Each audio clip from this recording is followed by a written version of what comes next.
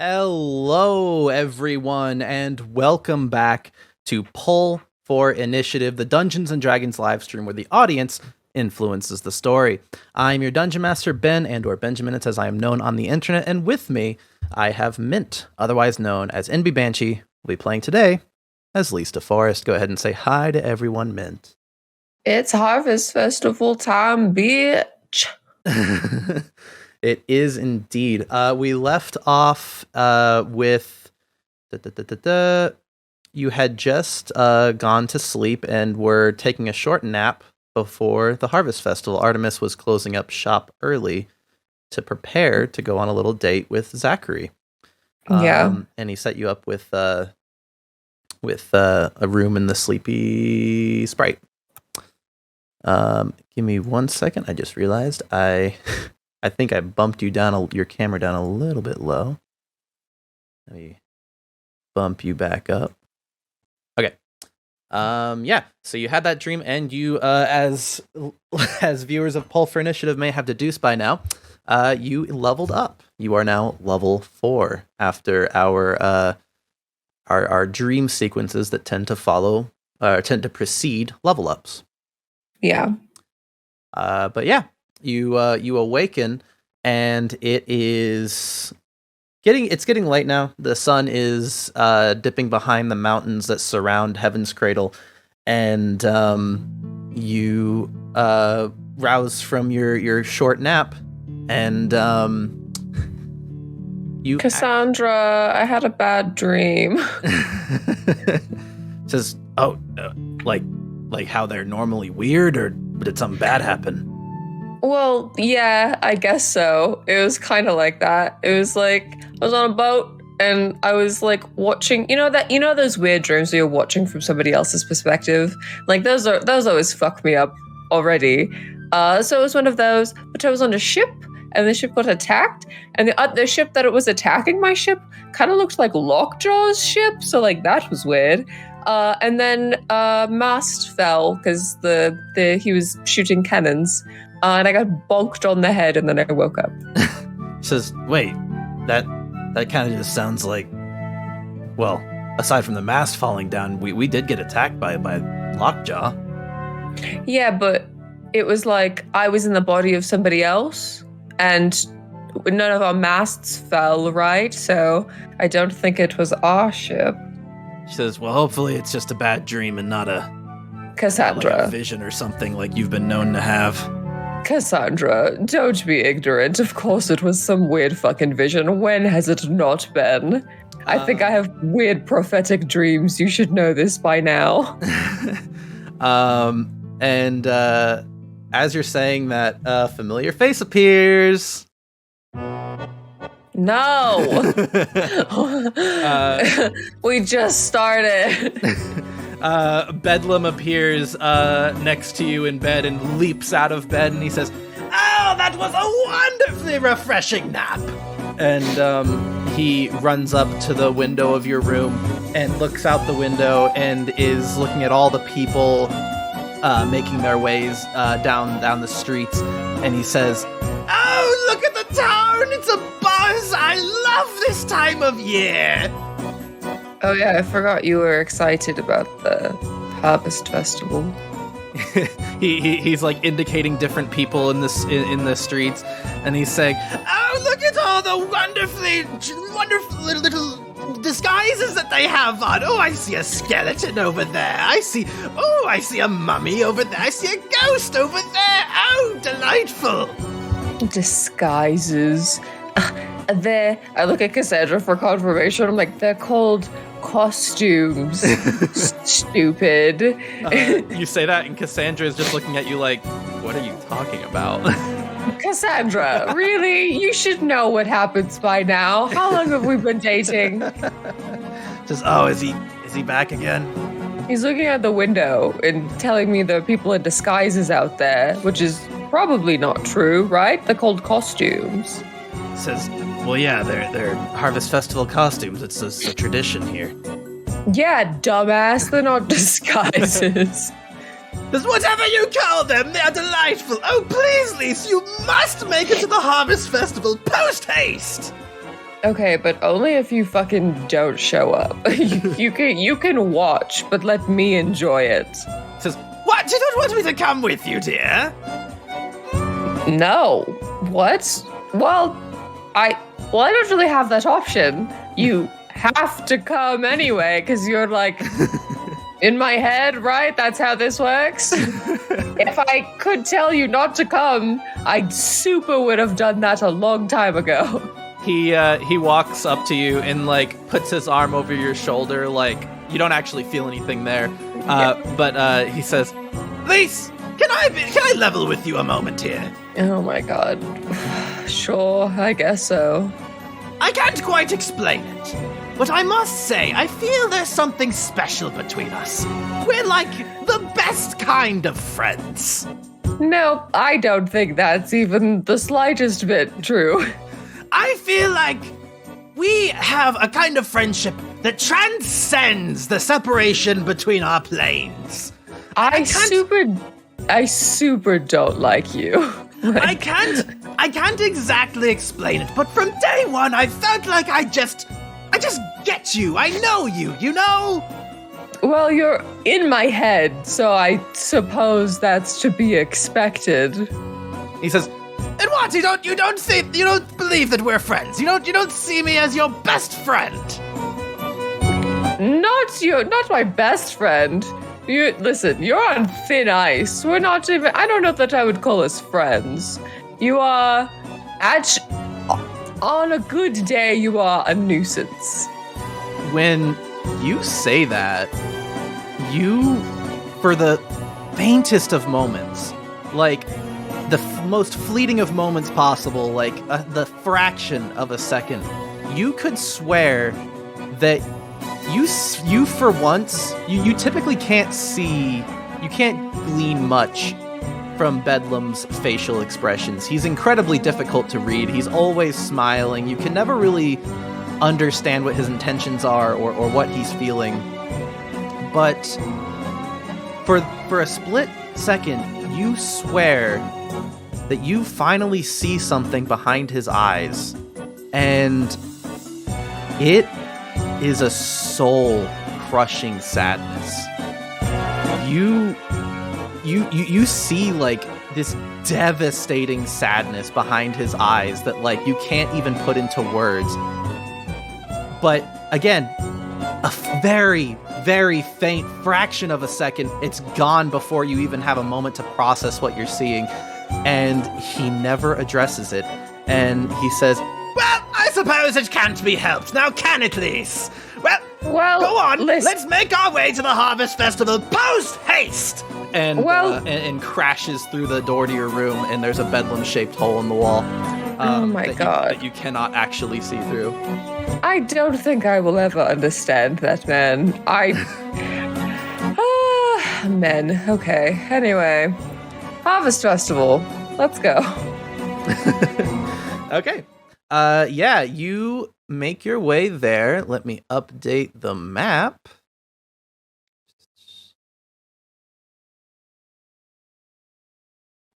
To here.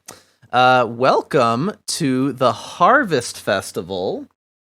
All around you, there are people bustling around, and there's live entertainment happening in front of a small buffet. There are people making their way around in like scarecrow outfits and ghost outfits and just all kinds of different colorful, spooky outfits. And you find yourself toward the front. Sorry, I'm trying to grab your freaking marker. You find yourself toward the front of the festival. Cassandra, I want a costume. She says, oh, yeah, there should be a stall for that. And she indicates over right by the entrance, there's a little stall where they are providing different outfits and basically casting disguised self on people to give them the appearance that they want. Well, I could do that. You can cast alter self, but you cannot cast I can disguise literally turn myself into anybody else. I just don't. I need the outfit for it, I guess. Self. Yep. Cassandra, let's have matching costumes. Okay. Couples costumes. What about and she indicates Foxbud and says, well, what's the little guy gonna get? He's going to be something cute. I don't know. Do we get? Is it like limitless what we can be, or is it like? There doesn't appear to I think any traditional Halloween outfit that you can think of, they might have. Okay. Foxbud is going to be maybe a little pumpkin because blue and orange are it's blue and orange, right? That are complementary colors. Yes. Okay, he's going to be a little pumpkin because that's so cute. And I don't know. Witches? That seems kind of funny in hindsight. I think it would be hilarious if you put on a witch costume and Ruth showed up and tried to. Never mind, that's really fucked up. They do have a lot of like. They actually do. They transform someone right in front of you who then leaves the stall who now has like the traditional like nose with a wart and like the stringy hair and the big hat and everything, traditional witch outfit. That's not what I wanted. That's first of all basic and also kind of rude. Not all spellcasters are like ugly, just saying. It's kind of a stigma. Anyway. Yep, this is how all of Caliban views you. That's not. I am so offended. I don't know. What's a cute couples cosplay? Cosplay? Or cosplay, like Halloween. You know what I mean. By the way, there is a sign on the front of the costume stall that indicates 1 GP per costume. That's fine. What? I don't have any money? You do. I'm fucking loaded. I'm just letting you know things cost money here. No, I'm going to steal it when it's 1 gold. I don't know. What's a cute couple's costume? That's for you to decide. No, you didn't give me enough time to think about this. Terrible. I didn't spoil the festival for you. God damn it. Well, because now I got to think on the spot, and it's probably not going to be as good if I had time to think about it. Okay, Foxbud is a little pumpkin. Sorted. So it's like he like. So like what? No, does he have like a pumpkin over his head, and like the rest of them is vines or something? No, he has the costume of the body of the pumpkin, and he's wearing the little hat that's like the top of it. I don't know if I understand what you mean, but I just assume that he's just a big pumpkin. Google dog pumpkin costume, and you'll know what I mean. He's got like a little thing on his head. There's quite a few of these. Here, I'll bring it up over here.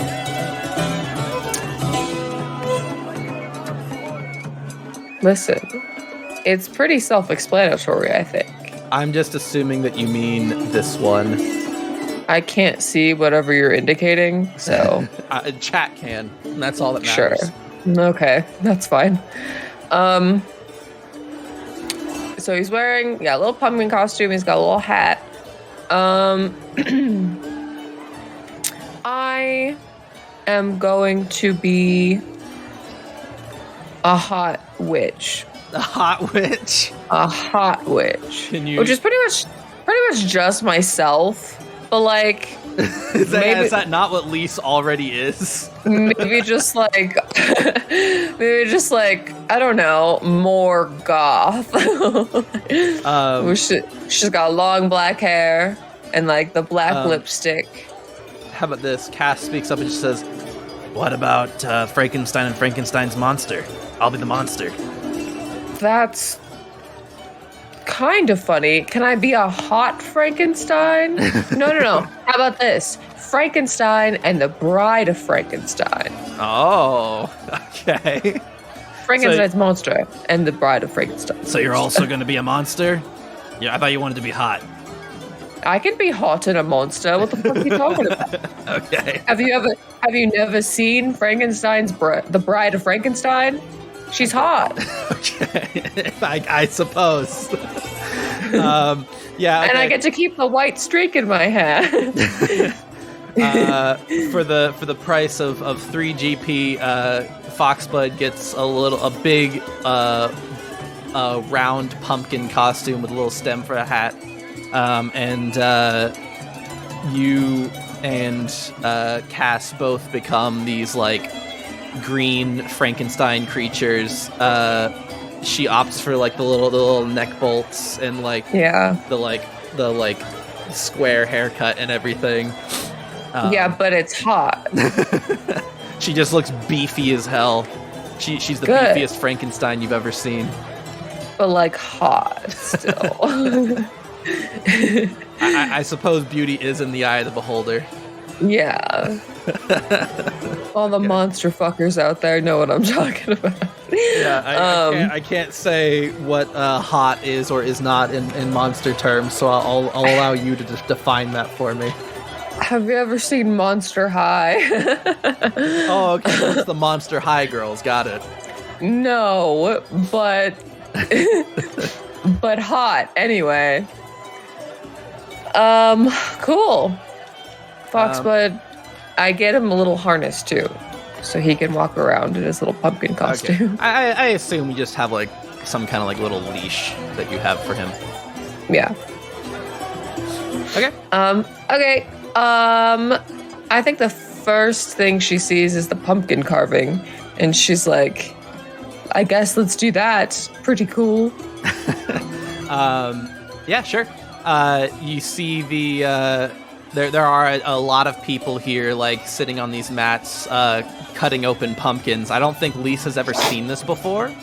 And some people are clearly experts in the field of carving pumpkins and have very detailed little designs. Bless you. And others are just like children carving simple designs into them. And there's a sign indicating 1 GP for a pumpkin to carve. Cassandra, we have to carve the coolest pumpkin. I don't really know what this is about, but I feel like I have a lot of artistic ability that I need to put into carving this pumpkin. I'm going to carve Foxbud into the pumpkin. I'm going to carve Foxbud in his pumpkin costume onto the pumpkin. She says, what if we both get a pumpkin? I love carving pumpkins. Yeah. You can show me how to do it, because again, I don't know what this is about. I've never done this before. Okay. So basically, you're gonna get a pumpkin. You're gonna cut it open on the top, scoop out the guts, and then carve a little face or a design or something on it. Scoop out the guts. And you look around. You can clearly see like people removing the pumpkin guts from different pumpkins.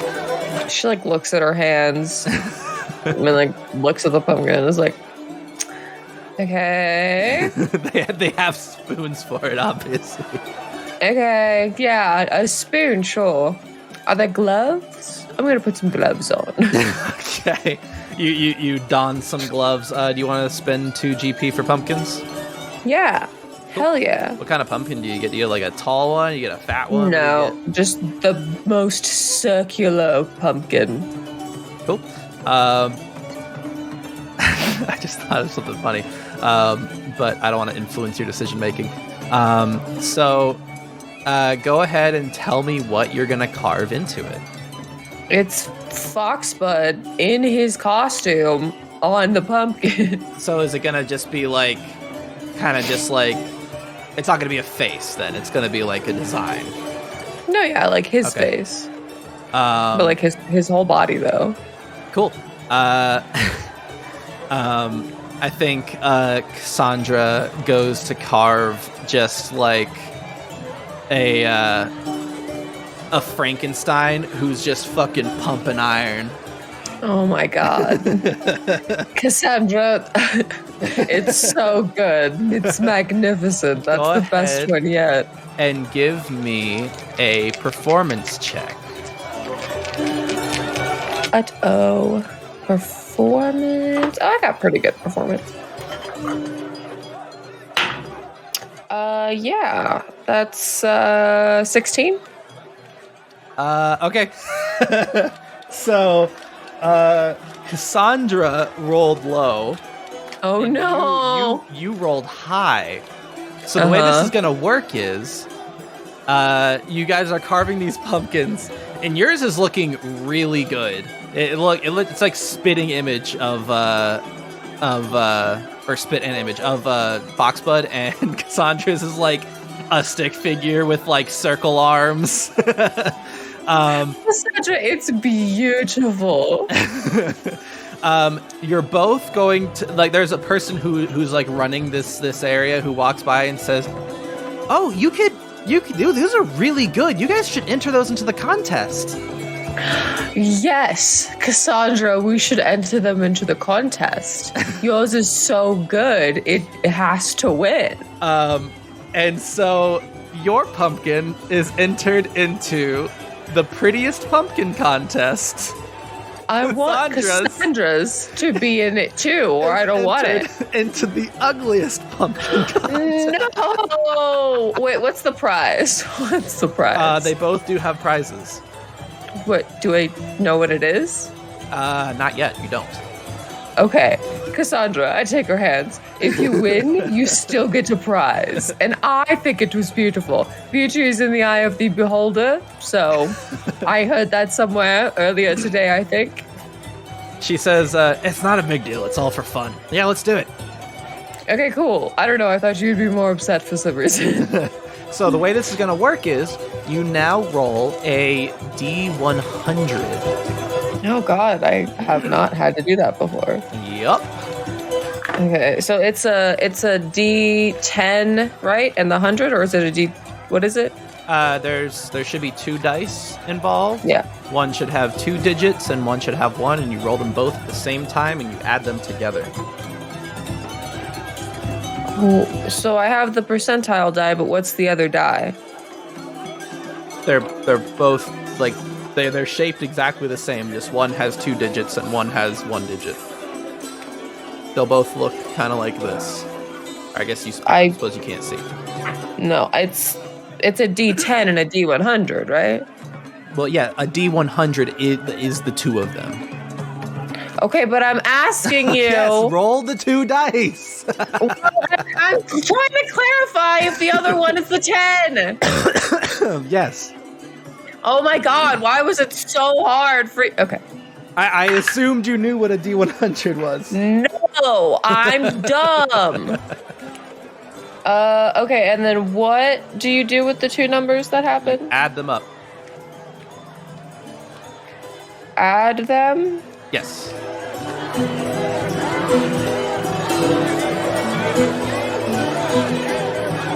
Do you want to just read the results of both to me?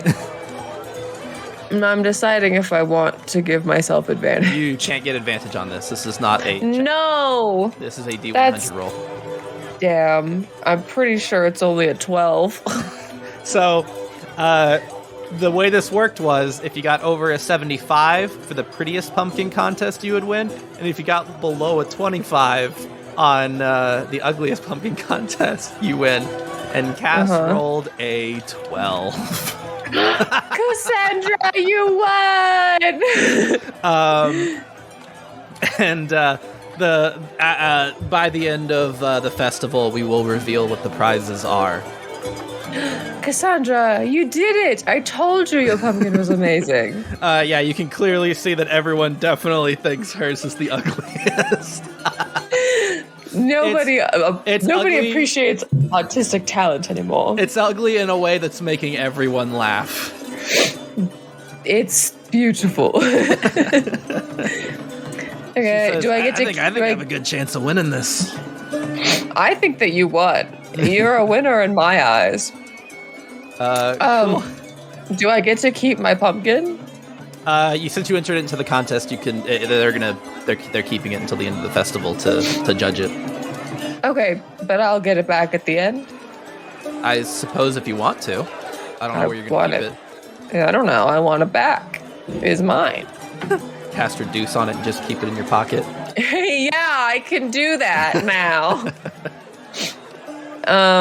Okay, what's next? I guess I'll look around. Move your little marker. Oh, you're fine. Ooh, what's that? What is a dunk take, Cassandra? As you guys are walking over to the dunk take, she explains, it's basically someone teases you a lot and tries to egg you on into wanting to knock them into the tank. And as she's saying that, we are going to have our first... Oh, shit. Hang on. Oh, God. I don't know if I have the poles hooked up. Oh, no. Hang on 1 second, everyone. Ben got a new computer. Yeah, I just moved everything over to my new computer, and I didn't move over the poll stuff. Oh, no. Okay, there we go. We're going to have our first poll of the day.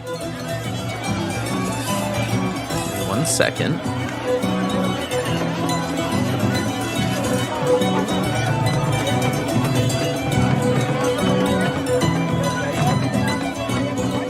All right, let's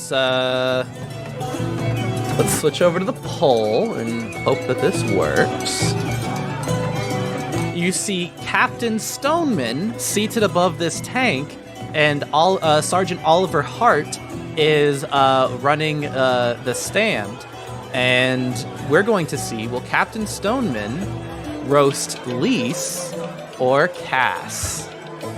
Oh my god. And as you're walking up to this stand, you see Captain Stoneman picking on everyone who's going by. There's someone actually at the stand right now, and says, "Come on, you're not gonna knock me down with that weak arm. Come on, that's not gonna do it." With each throw that they do, and he says, "Oh, better luck next time, chump. Yeah, you'll get it next time." Yeah, I don't have a strong arm, so I feel like Cassandra should do this one.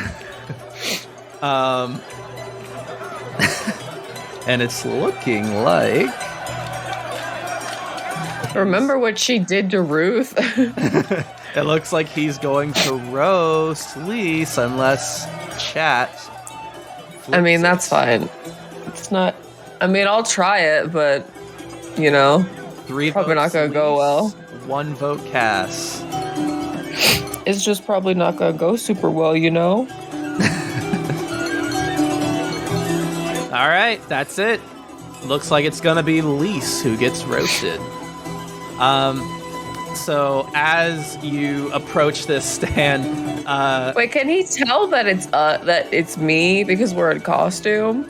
as you approach the stand, he says, "Wait a minute, I think I recognize that one. Oh, you better No. not approach this stand, Phoenix. You're gonna those spindly little arms. You'll never knock me down."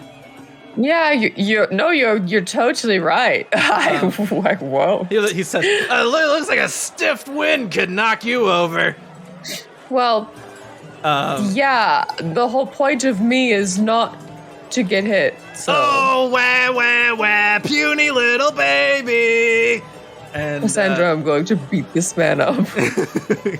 Cass says, "Yeah, he's trying to get you to knock him down. I mean, I'll try. It's not gonna go very well. Okay, Cassandra, if I do it and I don't hit it, you have to do it afterwards to avenge my fucking roasted death."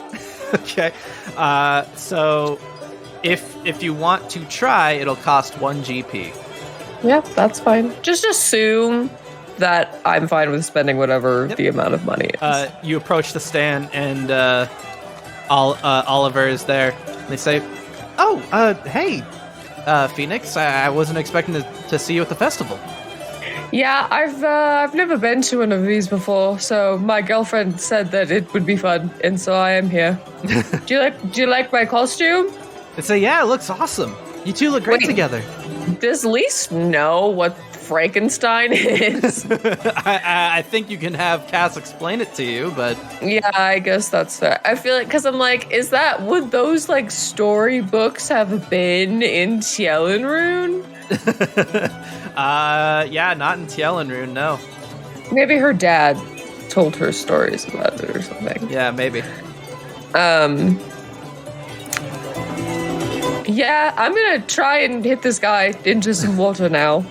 They say Give me the thing, please. they say, yeah, don't mind his eagerness. He's been so stressed lately, and I think he's been feeling I think he's been feeling better these past few days for some reason. So he's really enjoying himself. So That's good. he's like, yeah, he did a complete 180 recently, and hands you 3 small balls. And basically, the way this works is you're going to make 3 ranged attack throws.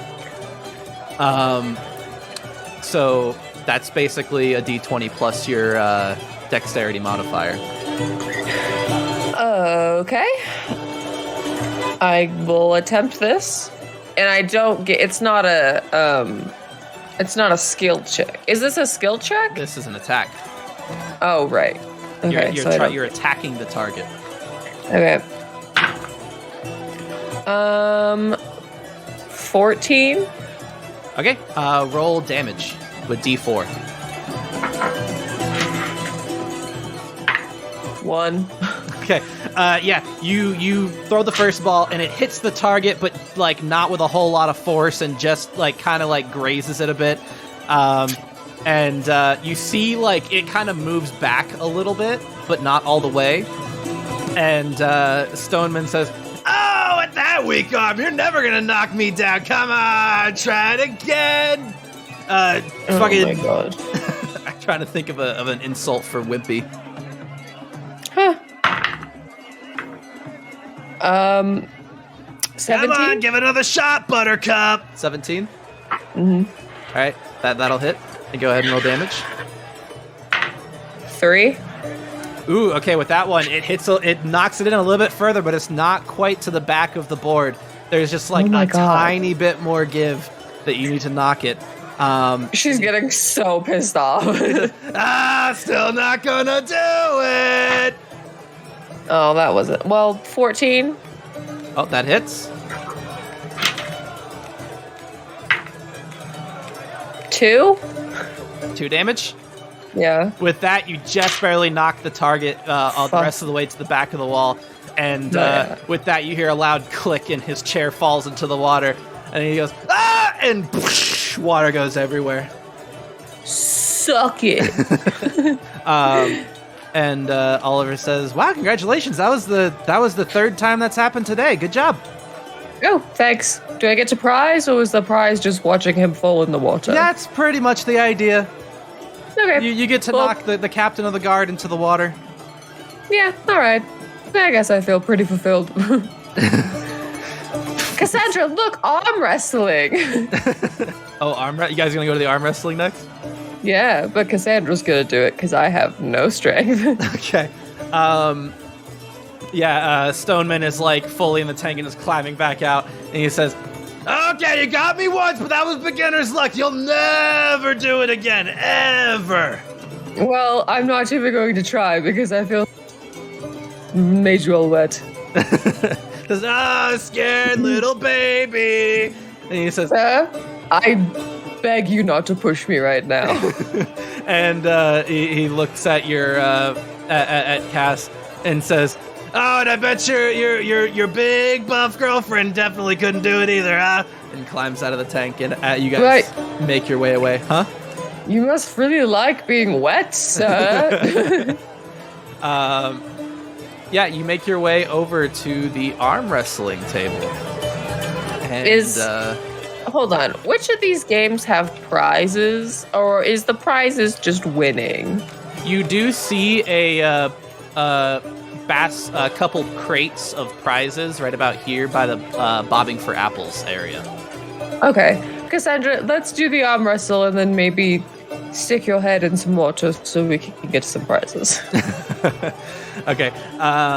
So you make your way over to the arm wrestling table, and you see a sign that says Caliban's famous Bryn the Bicep in big bold letters, and it says below that in smaller letters, name your own wager. Oh, and Cassandra, that sounds like a challenge. And she, as you're walking up, you see her like pull a dude's arm down so hard, she like flips the guy over the table. Oh my god. This is a dwarf woman who is just fucking buff as hell. Cassandra. One of her arms is like as thick as like Lise. Oh god. Cassandra, do you think that you want to try this or no? Cassandra looks at her and then looks at you and says, "What, you don't want to try it?" Do you remember? Okay.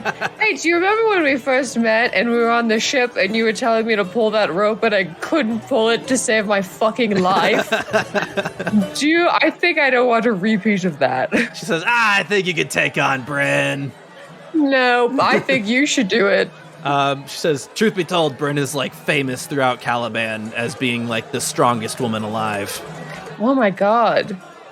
So if you beat her, do you become the strongest woman alive? Yeah, so you can wager any amount you want up to 100 GP if you want to try or have Cassandra try her luck against Bryn. Yeah, I'll wager like 3 gold. Okay. Okay. Cass steps up to the stool, and Bryn says, "You got pretty big arms, but you're not gonna win here." Take her down, Cassandra! And kick her ass! They are going to roll strength contests. Do you have Cassandra's sheet? Yeah. Because then you can roll the contest if you want. Okay. Okay. It's a contest, so I roll and you roll. cool. So they lock hands and they immediately lock eyes, and there's a scrawnier man at the end of the table who's like holding both their hands together. He says, 1, 2, 3, go! And we begin rolling. Okay. She got a 12. Okay. Bryn got a 19. Oh my so god! Right off the bat, the hands start moving towards Cass's direction. Bryn's pushing Cass down. Roll another contest. Oh no! Oh! What did you roll? What did you roll? Nat 20. Oh god! Yeah, she rolled an 8. With a nat 20, the hands move twice as far, and Cass's hand is slammed down onto the table. Yeah, good try, babe. You are super strong, but oh my god. And Bryn says, "Hey, you can't exactly expect to beat the strongest woman alive, but hey, good try. You made me use," and she like flexes her arm a little bit and looks at her. She says, "You made me use almost 2% of my strength." Okay, let's go. I want the prizes over there. What is that thing with the apples? Okay. When you guys make your way over to bobbing for apples, you pass on the way from arm wrestling. You pass those crates, and you see the prizes are these little plushies of something called Harvey the Harvest Pumpkin. Cassandra, I would die for him. I need them all right now. They have little button eyes. They got that cute little smile. They've got little green feet and little blushy marks under the eyes. Cassandra, I've never wanted anything more in my life. She says, "Oh yeah, Harvey's the mascot of the Harvest Festival. It was decided like 5 years ago." I grab her shirt. I'm like, I need it. I need him right now. Okay. So this it costs 5 GP to play. And first, you start the competition by rolling a flat dexterity check. So who's doing this?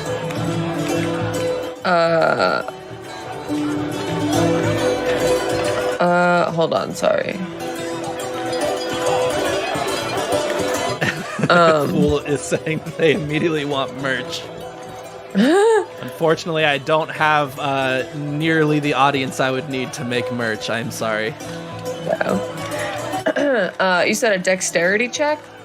Yes, a flat dexterity check. Cassandra, you have to win me one of those. Okay, you're going to be rolling with Cassandra's stats then. Yeah. So roll your dexterity check. Oh, that was not even in the Cass thing. makes her way up to the stall, and the sign next to the stall indicates golden apples are worth 25 points, red apples are worth 5, yellow apples are worth 1, and poison apples, they're not actually poison, are worth minus 1 point. Oh. She rolled an 11? Okay, with an 11, you are not going to do anything with your score. You're just going to get the flat score when you roll. So next is the actual D100 roll. So you're just going to take the flat score from that. And so basically the way this works is if you win, then you get a Harvey. And if you super win, i.e. you got a golden apple as well as above 50, then you get 100 GP as well as a Harvey plush. So I roll a D100? Yep. Okay. That is 46. 46? Okay. With a 46, Cass immediately dips into the water, and the first thing she pulls up is a golden apple. And she's off to a fantastic start. The next thing she pulls up is a red apple. She's up to 30 points. She's looking good. Dips again, pulls another red apple. She's up to 35 points. She's doing fantastic. Pulls another red apple up to 40 points, and then another 45 points. And then pulls up 3 poison apples back to back. Green apples, and goes down to 42 points. Pulls another red apple, 47 points. Pulls one more poison apple, 46 points. She did not win. You needed over 50 points in order to win. I'm going to try now. Okay, you're gonna need to spend another 5 GP. Yeah. Take my money, whore. I think Cass is just drenched. She was like going all at it, trying to win you that little plushie. Huh? She says, sorry, I did my best, babe, but it's not in the cards, I guess.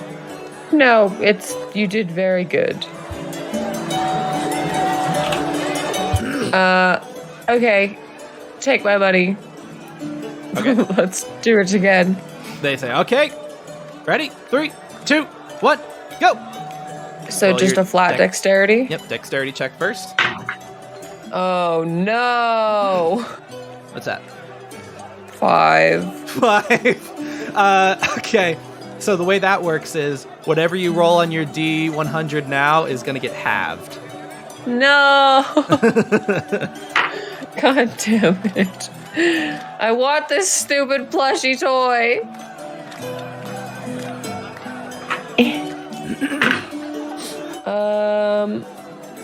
Well, I don't think it was in the cards anyway. That was an 18. Yeah, with that, you end up getting a 9. You spend an absurdly long amount of time in the water trying to get an apple. You finally pull up a red apple, and then you spend again an absurdly long amount of time in the water. Pull out a poison apple.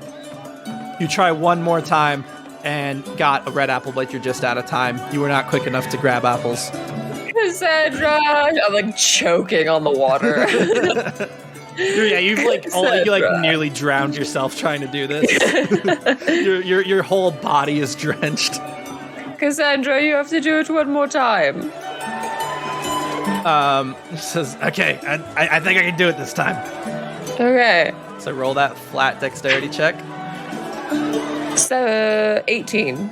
18. With that, you double whatever value you roll on the D100. Hell yeah. Okay, So let's D100. fucking hope it's good.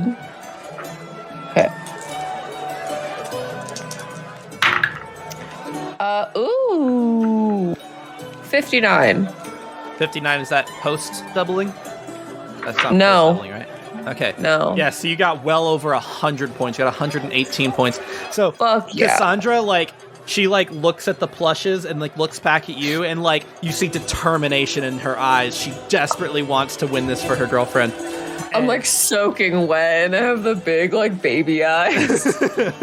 Yeah, you're on the verge of tears. You want this thing so bad, and she finds a source of determination she had no idea she has. She walks up to the stand, grips the sides of the base, and she's gripping it so hard the wood's cracking just a little bit. And right as they say go, she's throwing her head into the water as hard as she can, and basically spearing these apples with her teeth. She grabs. Go ahead. Does it count if some of the apples get stuck on her horns? Yeah, one gets pierced on her ram horn.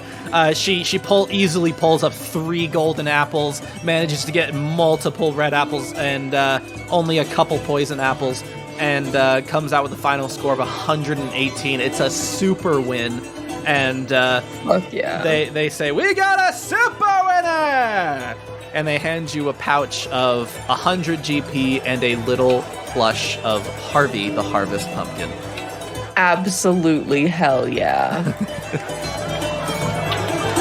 I hug it. How little is it?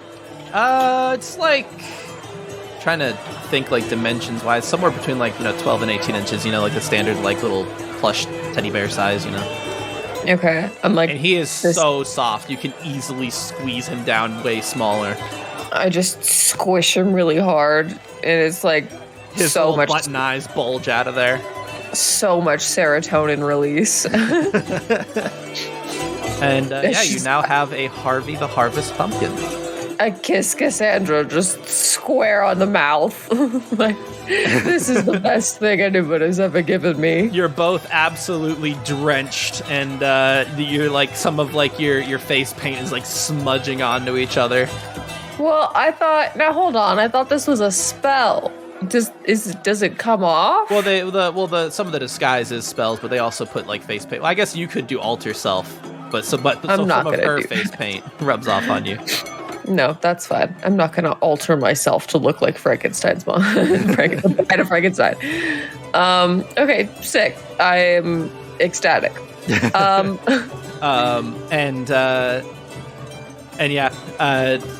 You guys are just dripping everywhere. You're so goddamn drenched at this point. Cass throws her hair back, and it slaps the back of her neck. I guess maybe let's check out the buffet and stop just to dry off. Cool. You guys head over to the buffet, and there is a live performance happening right now, and as you sit down, you actually what do you guys pick for your food? Well, what is there? There are any number of things. There's tons of apples, tons of pumpkin pies, there's chicken, there's all kinds of protein that you can think of, sausage links, there's all kinds of cheeses, and this is basically the Harvest Festival. They're celebrating the end of the harvest season. They kind of go all out with a huge buffet of all the different produce that they've brought in the past month. I get a honey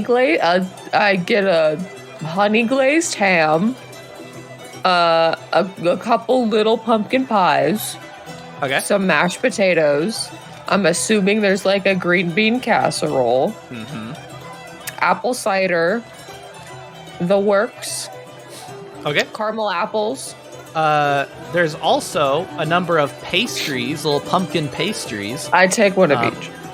And these pastries, after you eat one of them, give each of you +1 temporary hit points.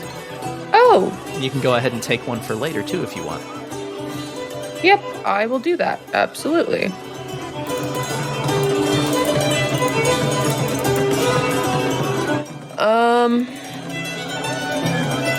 Sorry, I'm trying to add my temporary hit points so that's like... By the way, at each of these little stalls, there's like these little baskets of candy, and there are children walking to each event and grabbing candy out of the baskets. Oh, interesting. There's one up on the stage where the band is performing. That's for the children, though, right? Mm-hmm. But you can do it too if you want. You'll just look like a child. No, I'm okay. Whatever. Go ahead and give me a perception check.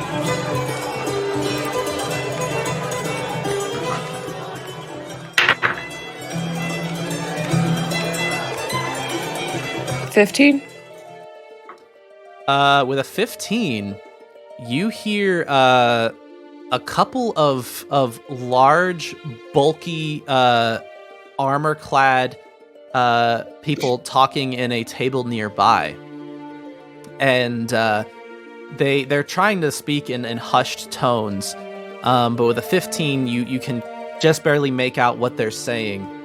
And one of them says, "I just don't understand why he decided on this. Why is it necessary?"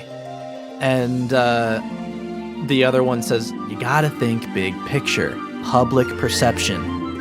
This will mean good things for..." And they look over and see you looking at them, and they kind of like shift away and stop talking quite as loud. Yeah, that's all that you managed to hear. Cassandra. She says, "What?" Those men were talking about something. You indicate the table, and she looks over and she says, "Oh, those are our Tyrian Templars. They..." Oh, no. "Yeah, I don't know. What were they saying?" I tell her what they were saying. Says, "Well, hopefully it's nothing bad. I mean, who really knows what the Templars are ever up to?" I don't like this. And yeah, shortly afterwards they get up and walk out of the festival. I flip them off when they're not looking. Okay. And the big armor-clad men are gone, and you guys go back to your meal. I don't like that. I feel like this is foreshadowing. Okay, well, I feel like now is the great time to go into the Tent of Horrors. Tent of Horrors! Alright, I was looking forward to this one. Okay. Okay, here we go. So let's move you over there. So, as you make your way into the Tent of Horrors, the kind of sound of the festival kind of fades into the background. There's like a big, thick tent, and there's like all kinds of weird like oddities all around this room, like little like lucky rabbit's foots, and like there's like a gentle fog over the ground that you can see is being generated by a nearby fog machine, and there's like raven's feathers framed on little pedestals and stuff around the room, and at the opposite very back of the tent, you see 6 large boxes with a hole cut out. And they have a curtain over that hole, and they're large wooden boxes all sitting on pedestals, and there is a strange woman who like is like wearing this like cloak over herself and like trying to obscure her face a bit, and she says, Welcome, dear. You stride now into the tent of horrors. Are you brave enough to search the boxes before you? I guess so. And she indicates, if you can guess the contents of 4 of the boxes, you will get, and indicates another box of prizes. I do not have an image for this one. But they are these large plush stuffed ravens with big, goofy stuffed eyeballs, and they're labeled Clarence the Clairvoyant Corvid. Give me those boxes. I'll stick my hands in them right now. So it costs 5 GP to enter. I throw my money at her. Says, very well. Go ahead and give it a shot. Put your hand into the first box. Go ahead and give me a DC 15 investigation check. Investigation. Please be good. God damn it. No, that's not gonna do it. Not gonna do it? No. You reach in there, and you swear what you're touching right now feels like a brain. Gross. You can say what you think it is. Is this? I don't know. God. You can say whatever. All I'm saying is that to you it feels like a brain. This is disgusting. It's wet and sticky. Oh my god. Is this a bowl of Jello? Please let it be Jello. Bowl of Jello. Interesting. Move on to the next one, please. Oh god. Okay.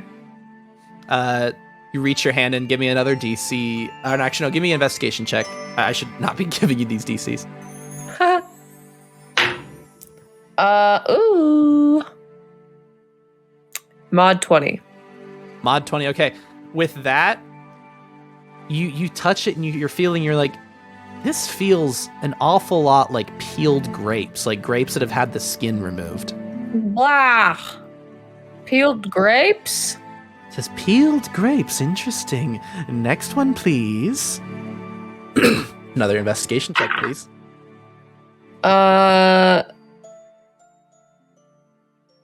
14? You reach in and you touch the surface of this thing. There's a single thing in the box, and you think to yourself, it couldn't possibly be. They wouldn't put an actual heart in here, would they? Blah. I don't know. A heart? What would feel like that? I don't know. A heart? I don't know. I feel like these are, but like maybe not a real one, a fake one? A gummy something. A fake heart. Interesting. Continue to the next box, please. Another investigation check. This sucks. I don't like this at all. Oh, no. No. What was it? There's a 2. With a 2, you reach in and oh my god, it feels like they put a bunch of teeth in here. Oh my god. I'm going to pretend that these are not teeth, and I'm just going to say that they're little rocks. They're little rocks. It's just little rocks. Little rocks. Fascinating. Next box, please. How many boxes are there? Oh, 6? There are 2 more. This the one you're going to, and the final one. 12. You reach in. Your hand sinks into whatever it is, and oh my god, it feels like maggots. Like a bowl of maggots. Worms. Is this worms? I'm going to throw up if it's worms. It says worms. Noting that down. Continue to the final box, please. Will you guess correctly? No. This is a 6. Oh my god, you're rolling so poorly. I think she's so yucked out. You touch this thing. At first, you don't even necessarily feel something. You're like, wait, is this box empty? And then you touch the bottom of the box, and you feel something flat, and it feels like skin. Bah! I take my hand out. Feels like separated skin. What do you say? Leather, hopefully. She says, Unfortunately, you did not guess enough correctly, my dear. Yeah, I'm not going to do that again. Perhaps your friend would like to guess. Cassandra. Her investigation is worse than mine. she says, You can certainly try again. Okay, I will try one more time. okay. It's 5 GP? Yes, 5 GP to try again. Make Foxbud try. No, wait. Well, what are Foxbud? Well, he can't. He can't put his little paw in there easily. And he can't communicate. He can't communicate what it would be. He can just bark. I'm like, yes, I know what that means. If he had to communicate with animals. I know. I should have. I should have taken the bard ritual casting instead of wizard. 13. The 13 you reach in again. It just feels like brains in this first box. This is so gross. It's still Jello. It's Jello. You gonna guess Jello again? Yeah. Okay. Oh my god. What? 6. So the 6, you put your hand into that same box that you were pretty sure was peeled grapes last time, and you touch it and you're like, this feels like eyeballs. Yeah, I'm still going to say peeled grapes, but it's really gross. Okay. I switched my D20, so maybe this one will be nicer to me.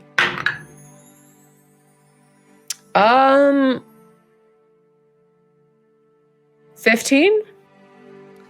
You touch, and it's the same one as before that you felt, and you're like, wait a second, this, you feel the surface a bit more, and you say, this feels like a peeled tomato. Peeled tomato. Okay.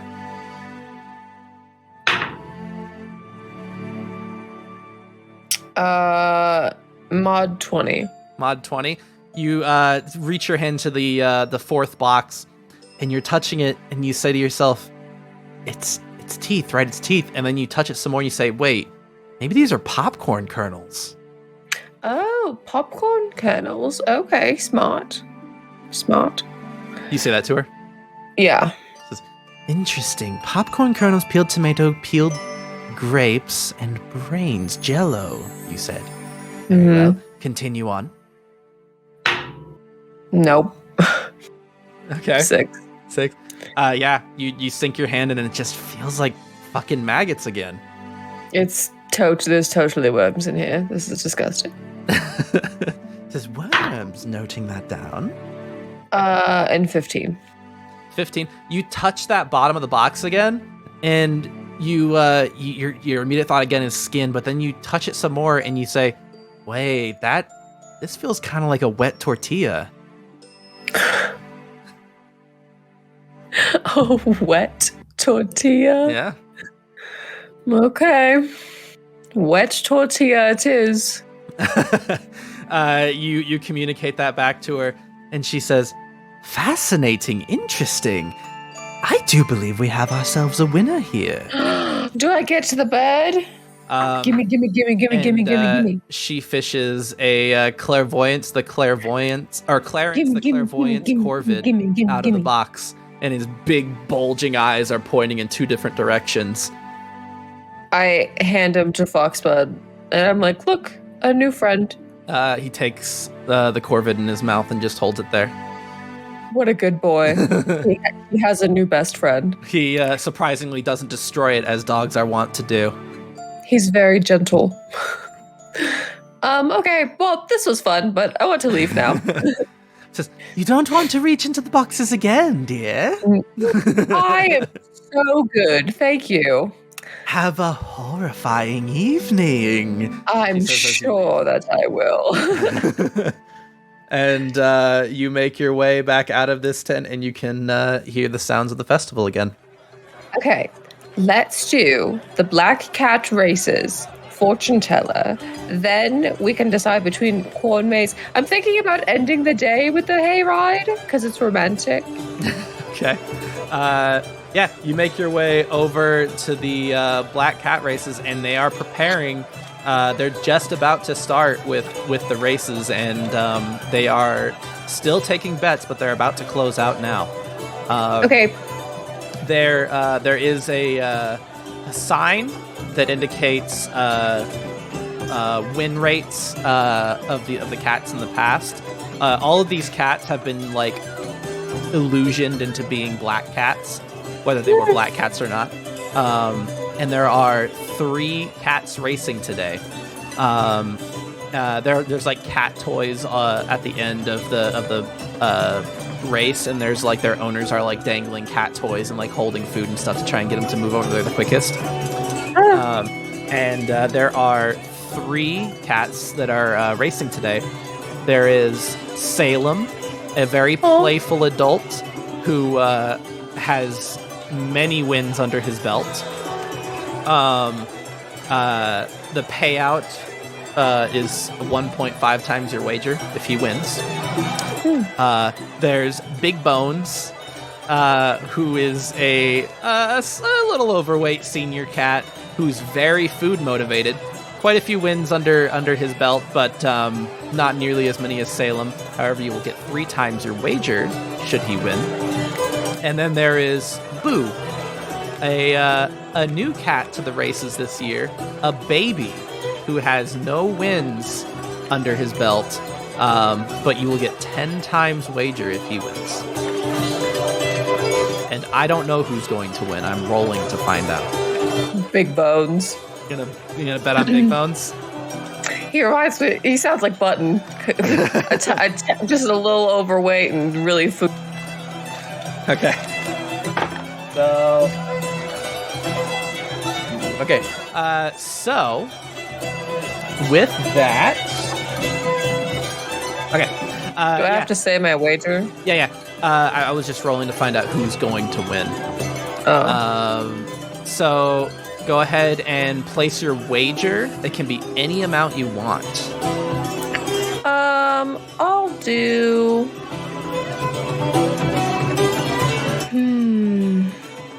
5 gold. 5 gold. Okay. With that,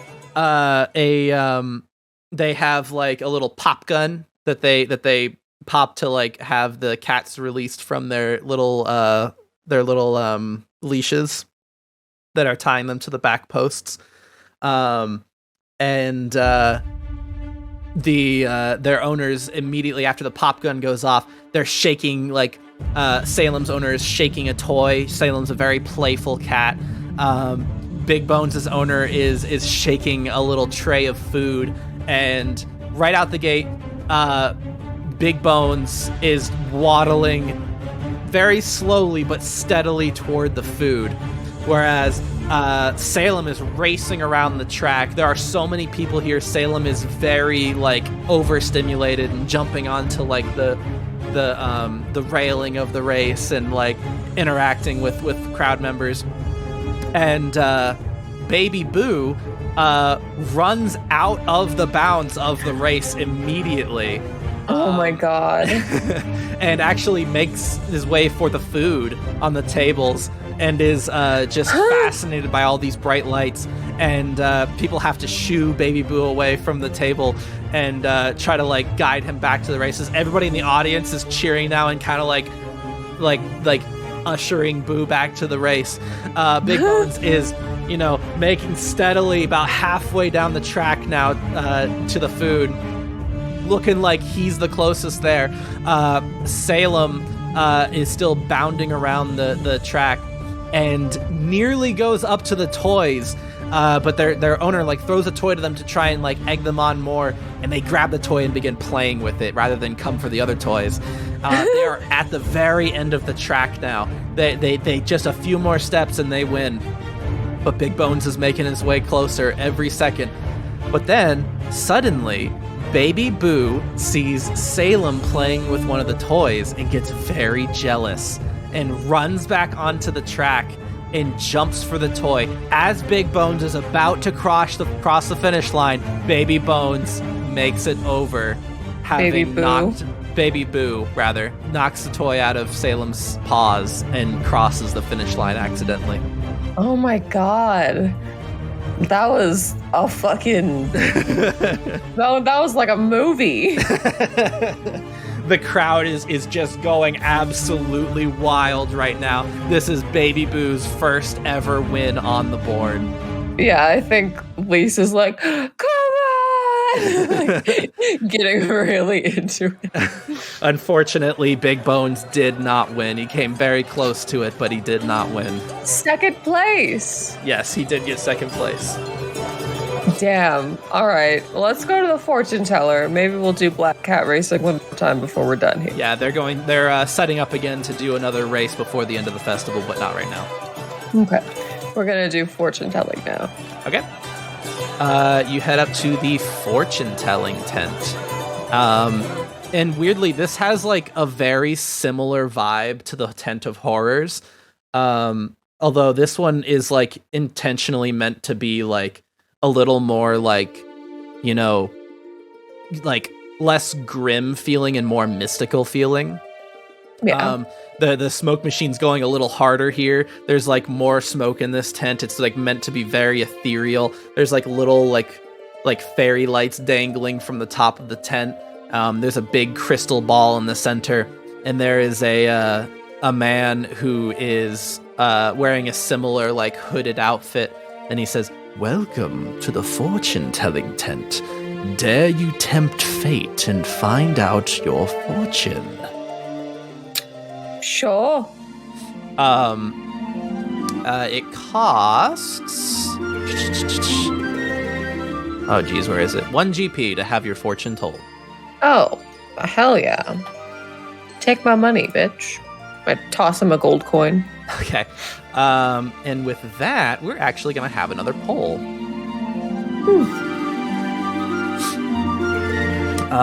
We are going to have a poll to determine if Lise will be hearing about fate, soul, or past.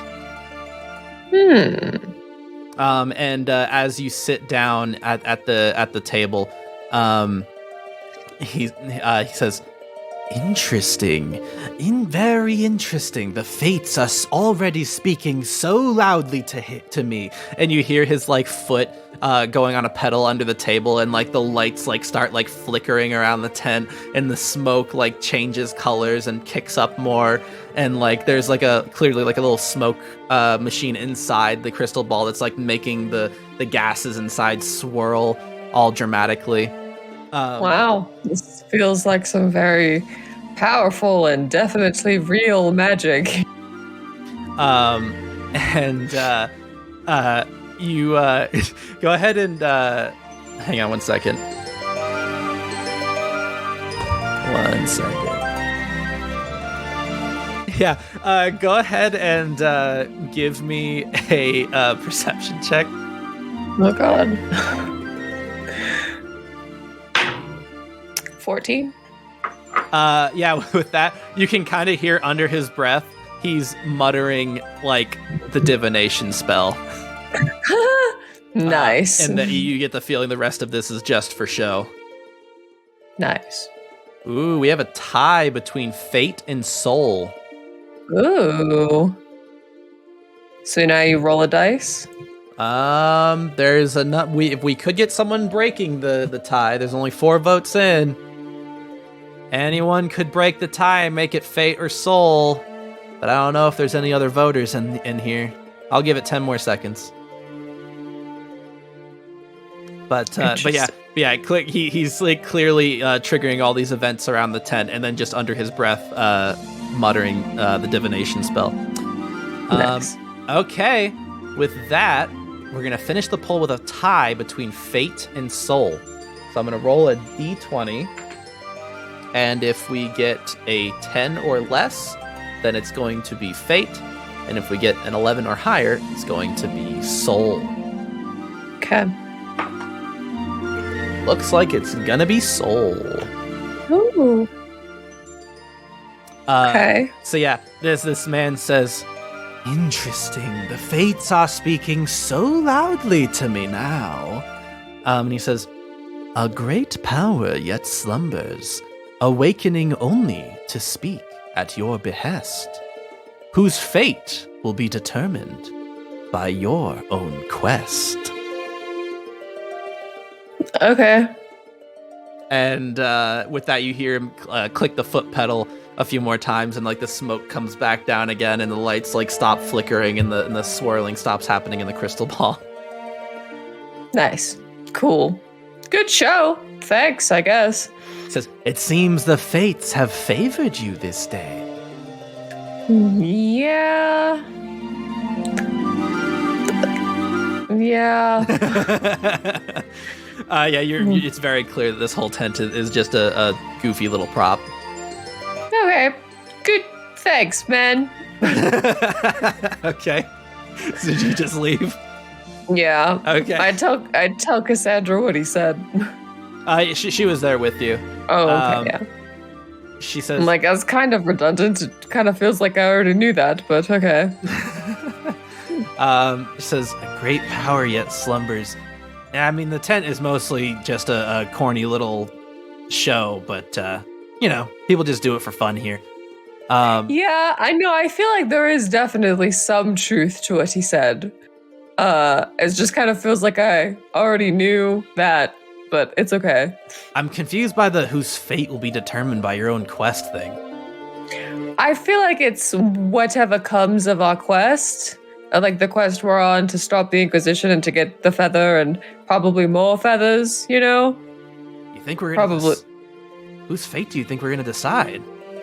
Well, let's see. Great power, slumbers. We're getting phoenix feathers. Maybe a phoenix? Phoenix. I mean, Okay. these feathers had to come from somewhere, right? For some reason, I was thinking Bedlam, but okay. Oh, And, you know what? That could be it too. I forgot about him. yeah. he appears and he says, "What? You forgot about me already, Lise?" I'm so sorry. I was so wrapped up in all of this fun that I truly did forget about you for just How a could you second. forget about your bestest friend in the whole wide world? Well, you stopped. I saw you this morning, but you didn't show up again, so it's caught up in all of the fun. Unbelievable! Well, I'm going to go bet all my life savings on the next cat races. Ta-da! Okay. Toodaloo, dear! Wow. I wonder how much his life savings are. He's been around since before people. Cool, yeah, you return back outside to the rest of the festival. Okay. Do you want to do the corn maze and then the hayride, or what do you feel like? I mean, either's fine by me, really. I don't really have any strong opinions. I've never actually been here before. I don't really know how each goes. In front of the corn maze, there's a bunch of scarecrows, and you see Artemis, Zachary, Penelope, Darren, and Merlin all chatting there. Oh. Yeah, I guess I'll go say hello. You come up, and Artemis says, "I don't think you want to bet against me. I'm kind of a champion at this thing." And Penelope says, Nah, I think I can take you, Artemis. You're getting a little old. You're losing your touch here. and you gather that they're all betting to see who can get through the corn maze the fastest. Oh. I lost money at the cat races. I think I'm done gambling for today, but have fun with that. Merlin speaks up and says, "Oh, come on, we can't count you in." I mean, I'm going to do it, but I don't want to race through it.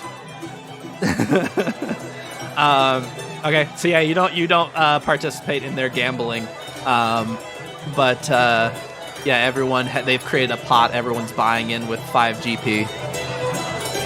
All right, whatever. Take my fucking money. You buy in. I've spent a lot of it today already. Okay. Yeah, you all buy in. That means the pot is going to be 30 gold. All right. I mean, I don't know that I'll win, but sure. Okay.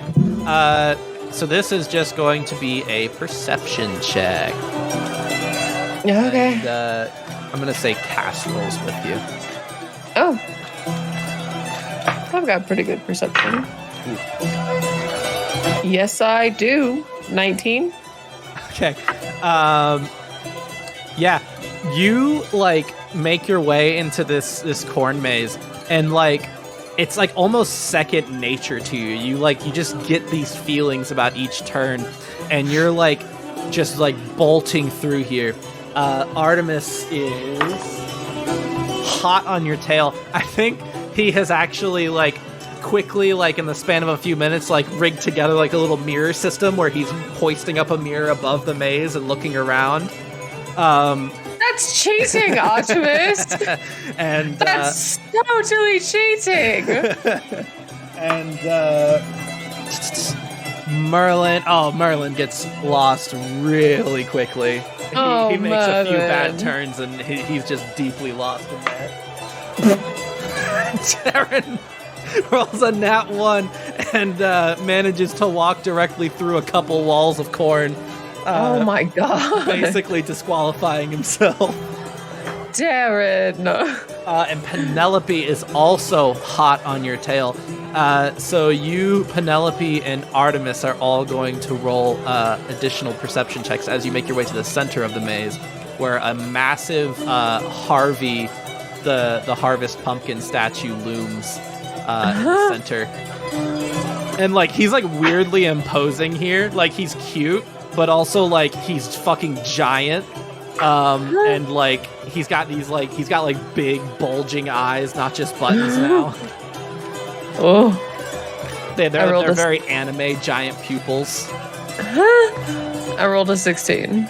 Rolled a 16? Okay. Ooh. Okay, yeah.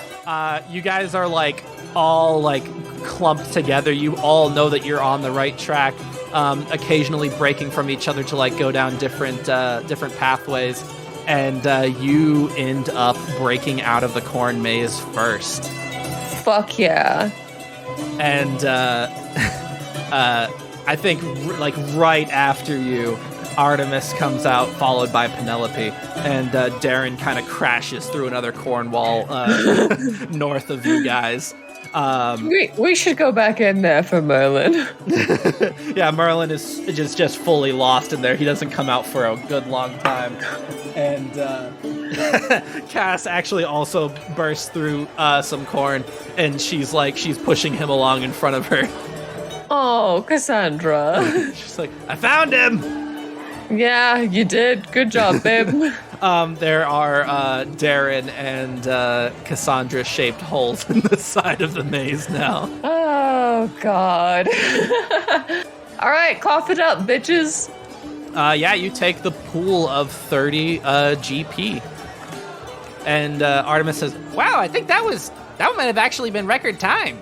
I don't think anyone got through that fast last year. I'm pretty good at stuff sometimes. And yeah, Merlin speaks up and says, well, it certainly wasn't my best attempt. It's okay, Merlin. You know what? It was probably the ground wasn't really good under your wheels. Or you were just going a bit slower. It probably wasn't your fault. He says, yeah, the ground was the problem. The ground the whole way has been paved. Yeah. Here's the ground. Cool, yeah. And they kind of like linger around the end of the maze, just kind of shooting the shit after that. Okay, let's do the black cat races one more time and then the... Okay. You actually you head back there. Yeah, they're preparing to do one final race for the night. The festival is actually like kind of winding down a little bit. The band is still going ham, but like some of the events like the dunk tank is closing up shop for the night as it's gotten a little bit cold. I've already won. I'm gonna bet on What was his name? Old Bones? Big Bones. Big Bones? I'm gonna bet on Big Bones again. Okay. There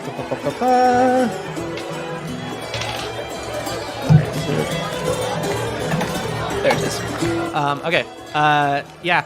They have like harnessed the cats up at the edge of the thing again, and the owner for Big Bones actually has pulled out like fresh salmon this time, and is kind of like wafting it toward Big Bones to try and rile him up for the salmon.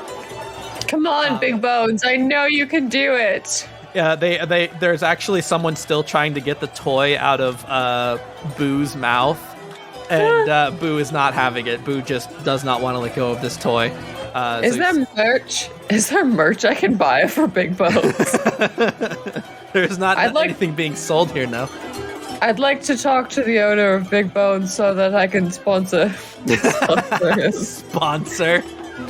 I want to sponsor him. Get your name painted with cat paint on the side of him.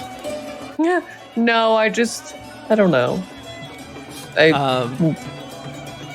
Okay, and then Salem is just what? Cat paint.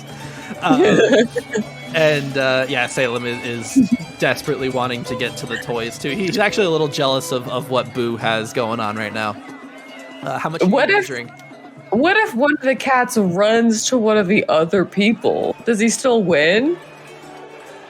Well, no, as long as they cross the finish line, yes. Okay. I wager 5 gold. Okay. Come on, Big Bones. I know you can do it. I believe in you. Okay. So the pop gun goes off again, and the leashes are immediately released. And right out the gate, Big Bones was pulling against it, and he starts waddling toward that salmon, wafting into his nostrils. Salem is so jealous of Boo. He bolts over to Boo and tries to get the toy, and they're like both playing with the toy in the middle of the racetrack. And the owners are desperately shaking more toys at the end of the race. And Big Bones is about halfway through the track now, and Salem wrenches the toy out of Boo's mouth, and it bounces right at the end of the finish line. No. And the two of them race over to it and continue playing, and they're rolling around in the dirt like inches from the end of the race. Big Bones is continuing to waddle closer and closer. He's inches away now too. Desperately wants that salmon, and like there's like a sense of determination in his eyes. This salmon smells so good the closer he gets. Big Bones actually I forgot to change the music.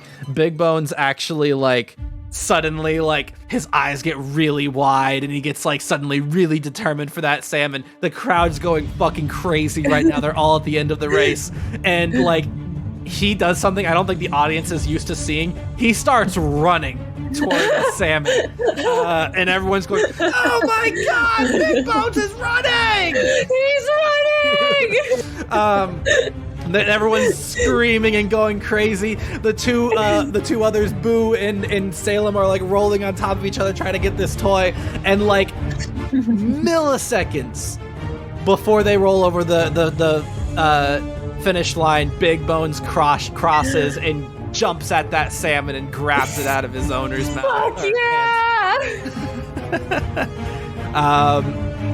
And with that, Big Bones has won, and the crowd goes wild. Lee starts crying.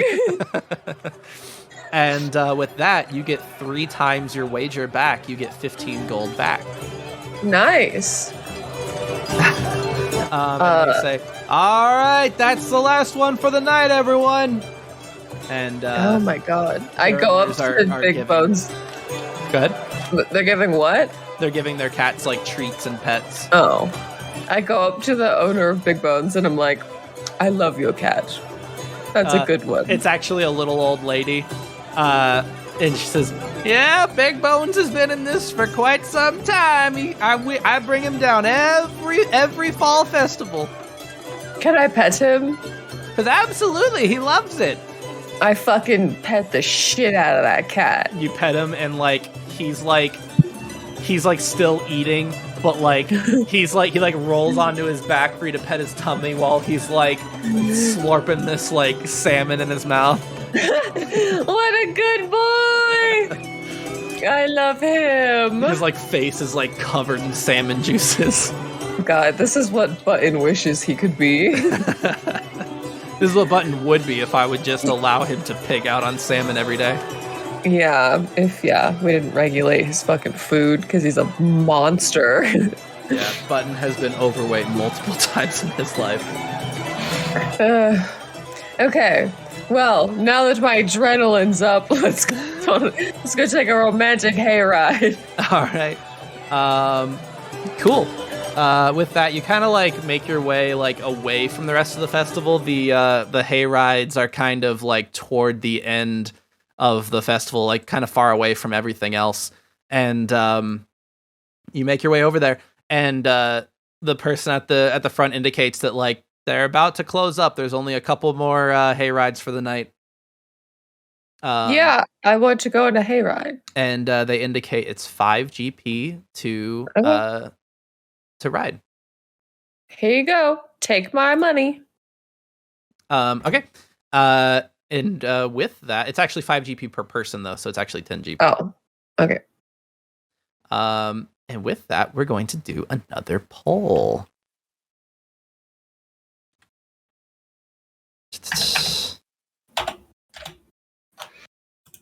God, I don't have perfect intervals of 5 in my gold, so I keep having to do simple math, but is still my brain is what's 13 minus 5? And I'm I know that it's 8, but it takes me a minute to get there. With that, we're going to start a poll. What will happen on this hayride?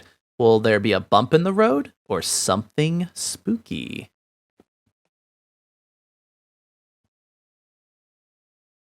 And start voting now. 1 or 2. Something spooky or a bump in the road? Uh-oh.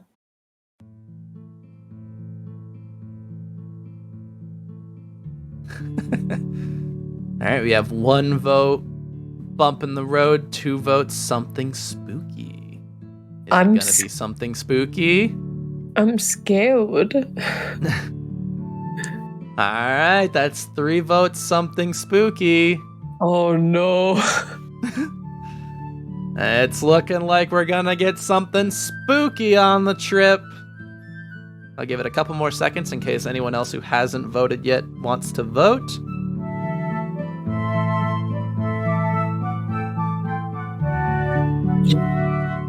All right, that's gonna do it. Okay, yep. With that, something spooky will happen on the hayride. Oh no. Yeah, as you guys are traveling down, it's getting really dark out now and kind of chilly. And the road is kind of dark. So a lot of the candles are bless you. A lot of the candles and the lanterns along the path are kind of dimming down now. And it's a beautiful night out. You can clearly see all the stars. The sound of the festival fade further into the background. And as you guys are riding along, Cass speaks up and says, "So, have you liked the festival?" Yeah, it's been a lot of fun. I have never really been to all of the festivals on Rune are not like this. They're more 17-hour poetry readings and a week-long flute solo featuring a harpist who is a fae, Is it a week long? Does he not sleep? No, elves only need to trance. That's so strange. So wait, do you guys just not get tired of poetry, or? But, elves are very strange. I'm only half elf, so I only kind of get it a little bit, but it's also just like a whole other world there. And while you guys are talking, one of the trees, a little a ghost like a little ball with like a sheet over it drops down from one of the trees, and you hear like a canned noise of woo play, and at that it startles Cass really hard, and she like jumps over and like wraps her arms around Lise and goes, "Oh my God, Jesus!" Cassandra. And like, knocks the wind out of Lise with how tightly she squeezes her. Oh, Cassandra. Yeah, I feel like Lise probably was like, but probably not scared of the thing, but it's like, you know, when something scary happens, but then the person you're with gets so scared that it scares you, but you didn't actually get scared. You know? Yeah. It's like that. Cass was like, and she was like, I think there's like a couple seconds where like she breathes heavy. She's like, God damn it. And then she realizes that she's like squeezing Lise, and like immediately takes her arms off. She's like, oh my God, I'm so sorry. I did not intend that. It's okay. God, you're so buff. I don't know how you didn't win that arm wrestling match. She says, yeah, sorry, that's not, and she's like so red in the face. She's like, I was just cold. I was really cold. And Cassandra. I wasn't, I want to be clear, I wasn't scared. It was just really cold, and Cassandra. you looked really warm, and so I am very warm. I can do fire if you're cold, but like, yeah, you can't lie to me, Cass. Yeah, no, that's what it was. I wasn't scared. Okay. Yeah. Whatever you say. Whatever makes you feel better. It startled me, okay? We were having a conversation, and it interrupted, and it was startling, okay? I wasn't scared. And she like crosses her arms. I kiss her. You're very silly. And yeah, you guys, it spends another 5 or 10 minutes while this horse is dragging you guys along, and you guys slowly pull back to the rest of the festival, and your beautiful romantic hayride is about to come to an end. And as they're pulling in, I just turned to Cassandra and go, boo. She was actually leaning in to kiss you, and then you did that, and she goes, oh, Jesus, why? I just wanted to see if it would scare you again. I'm sorry. She says, yeah, it's fine. I was just expecting this was gonna be a romantic hayride. Listen, they're the ones that tried to scare us. That all romance was off. And yeah, you guys pull to the end of the romantic hayride, and the horse stops. I kiss her one more time, and I'm like, okay, that's enough. Wasn't scared. Wasn't. I know you're very brave. Let's not be scared clear. of anything. Wasn't scared. Okay, no, I believe you totally, 100%. Yeah, and with that, that's the end of the romantic hayride. Oh, okay. Well, everything's closing up now, so I guess it's over. Yeah, the rest of the festival is kind of winding down. The band in the front announces that they're gonna do one more performance before the end of the night, and everyone is kind of gathered around listening, and everything else is kind of like wrapping up for the night. They're like tying down stuff into like wagons and stuff to pack it in. Okay. Well, I guess we should probably wipe off our makeup and take off our costumes and stuff now. Sure, yeah. You remove the costumes, you look back at like your old selves again, and you manage to dry off it by this point. Good, yeah. Foxbud is still wearing the pumpkin costume. Oh, okay. He keeps his costume after the festival. Yeah. Okay. He has to. Okay. He's yeah, a I little think you've actually done most of these. Yeah, I think I did everything. Yep. Okay. Well, we're all done then. Okay. So then what? I don't know what to do now. I don't know. You still have rooms at the what's Spooky now? Sprite. It's well past midnight at this point. Oh, yeah. We should go to bed now. Okay. Yeah, you guys make your way out of the festival and back to the Sleepy Sprite. As you are kind of making your way back, Cass says, "Yeah, so that's the festival. It happens usually, a couple times. They'll do it again, the following night and the night after that. But oh yeah, we've already done everything, so I guess there's no reason to go back. and that's how they close out the month of fall, Wow, that's or the month of fun. fall, the month of October." The month of fall. That's interesting. Yeah, we don't have fall on Talon Rune. And yeah, certainly no festivals like that. So Yeah. just fun. Says, "Well, I'm beat. I'm gonna probably turn in for the Ooh. night." Yeah, let's go to bed for sure.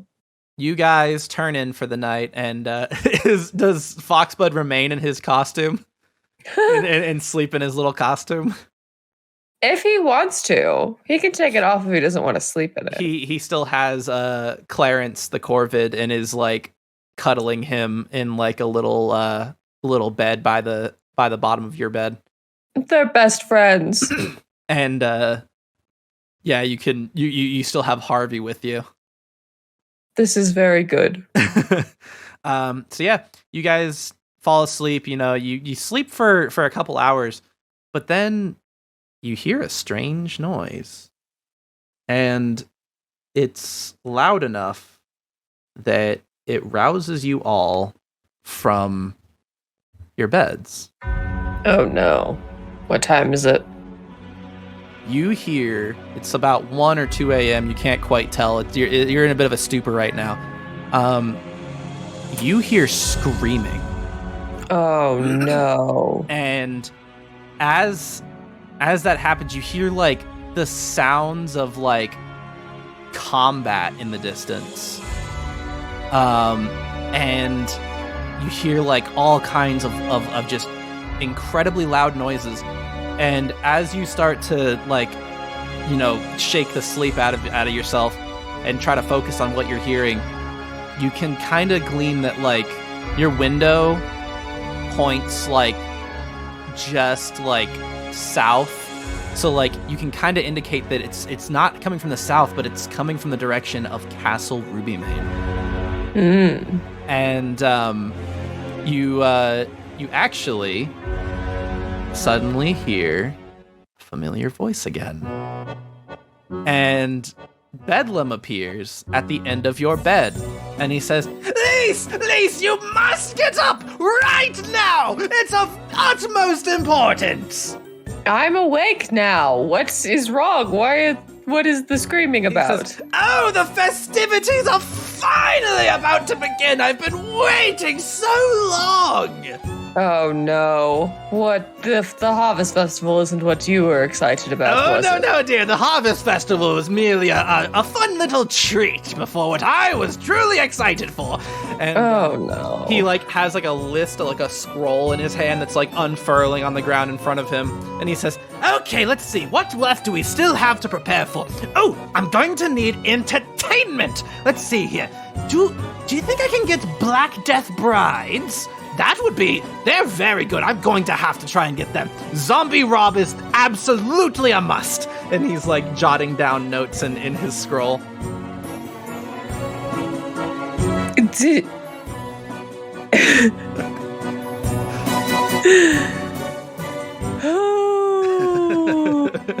Okay. Entertainment for what now? What is going on? He says, oh, the festivities, dear! Quickly, get out of bed! Go see it for yourself! I don't want to spoil anything! And he's still jotting down notes. Oh my god. Okay. Cassandra, we have to go now. He's excited and that's never a good thing. You guys like hastily like put your clothes on and like get ready. And like the whole time, like Bedlam is like figuring out, he's like jotting down more and more notes. He's like, oh, I didn't even think about hors d'oeuvres. What am I doing for hors d'oeuvres? And he's like beating his face to try and like think of something. And you guys make your way out of the door.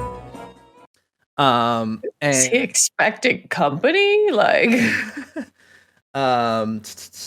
and as you make your way out, the Sleepy Sprite is just down the street from Castle Rubymane. That's part of the reason it's one of the nicest inns in town. yeah. You make your way to Castle Rubymane, and you look into the courtyard, and there are dead imps everywhere. And Oh, no. Sergeant Oliver Hart is actually finishing one off in front of you. They like skewer the imp and fling it off their blade right in front of you. And they say, "Stay back! You don't want to go in there." Well, I think I could. What's going on? They say, "I don't know. These things just appeared and they started killing people." And they indicate a bunch of dead royal guards around the front of the castle. Is it just here that they came? They say, "No, they're all around the castle." And as they say that, another imp bursts out of one of the windows of the castle. Okay. Well. Flies off toward the library. Oh God. Okay. So we should go in the castle to contain it. Where did they first appear?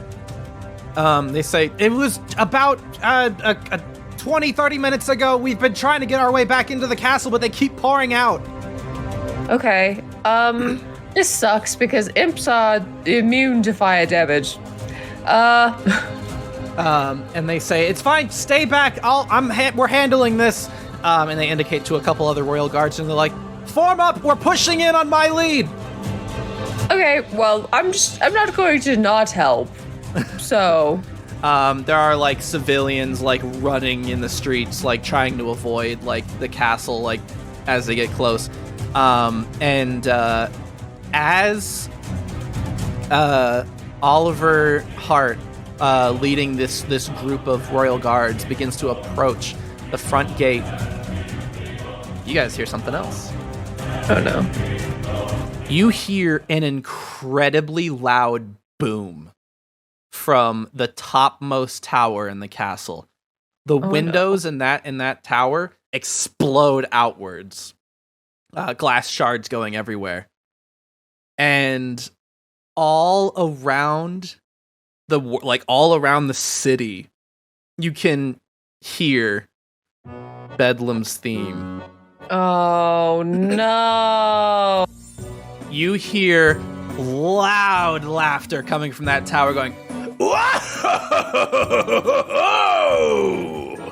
Can everybody hear it or just me?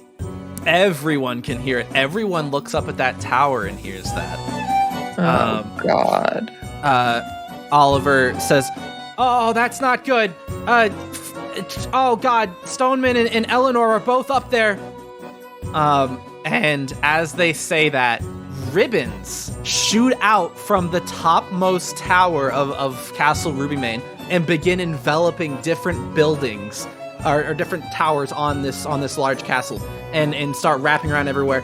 The colors of the castle begin shifting. You see like wiggly colors begin presenting themselves on the walls as if an illusion's being cast all around the castle. And you slowly see these ribbons wrapping around everything. And as Oliver is about to push through the gate, big, goofy-looking teeth clamp down in front of the front gate. And Oliver is stopped dead in their tracks. And you look up at this absolutely massive sight.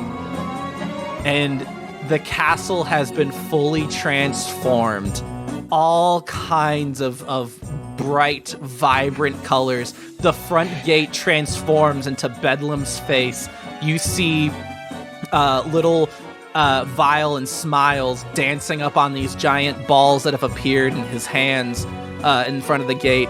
You see ribbons extending out in every direction from the topmost tower, and lights begin appearing everywhere as just this cacophony of colors bursts forth. And you see little signs appear, little arrows appear on the sleeves of next to this giant gate that say, "Come on in, Lise! Enter at your own risk." Bedlam, what the fuck? And Bedlam appears next to the gate, and he says, "This, my dear, is the greatest night you're ever going to live through. We're going to have so much fun." Why would you do this? Did you summon imps to kill fun people? With you, dear. It's going to be so much fun. Did you summon imps to kill people? Oh, I don't know where they came from. They're not part of the plan. They're unwelcome guests. How did you do this? I thought you couldn't have any sway in this realm, in this plane. He says, "Well, something's changed very recently." What? Don't what worry. Did you? Shh. It's all part of the surprise. I have all kinds of surprises for you, dear. We're about to play a very fun game. Can I still not touch him? You cannot touch him, but you can touch a lot of the things around him. So he is still ethereal, but everything else is not. You're lucky I still can't punch you. All right, what is this? Why the castle? Why? This is my little fun house. Yeah, I can see that. Why? Lovely surprises lie in wait, don't you worry. Did you hurt the people in there? Oh, I haven't hurt anyone, dear. I suppose I may kill some of these imps. They're getting in the way. Yeah, kill the imps, please. I don't want to deal with them. And as you say that, a corpse of an imp flies out of that topmost tower and hits the ground in front of you. It was thrown out with some serious force. All right. Well, truly bothersome. Am I supposed to go in there? Well, not quite yet. And as he says that,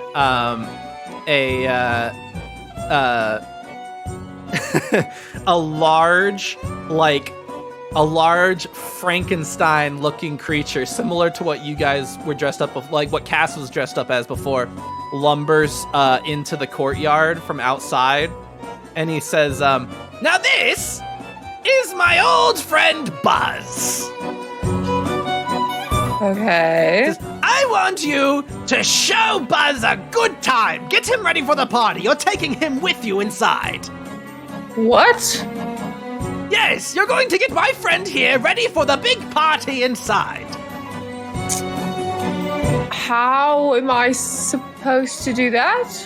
You look at Buzz and he no emotion behind his eyes, flat face, and just kind of arms slumped at his sides, just not moving at all. He says, "Well, I don't know if you can tell, but Buzz Killington here is a bit of a buzz-killing man."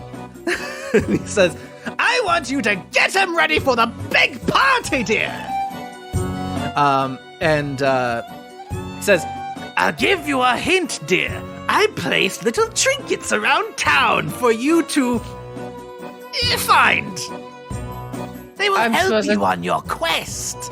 I'm supposed to take this man around town. Oh, he can wait ready. here. Don't worry. He can wait here.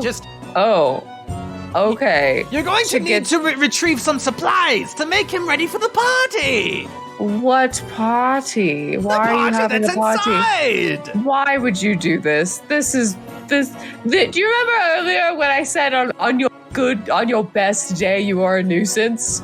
Do you remember when I said that to you? Yes, dear. Why did you possibly think that this was a good idea? What? I don't think I understand the question. Are you not having fun? Look at all of this. Look at the bright colors. I'm going to punch you so hard in your fucking face. Oh, I suppose that could also be part of a party. Let's start a mosh pit.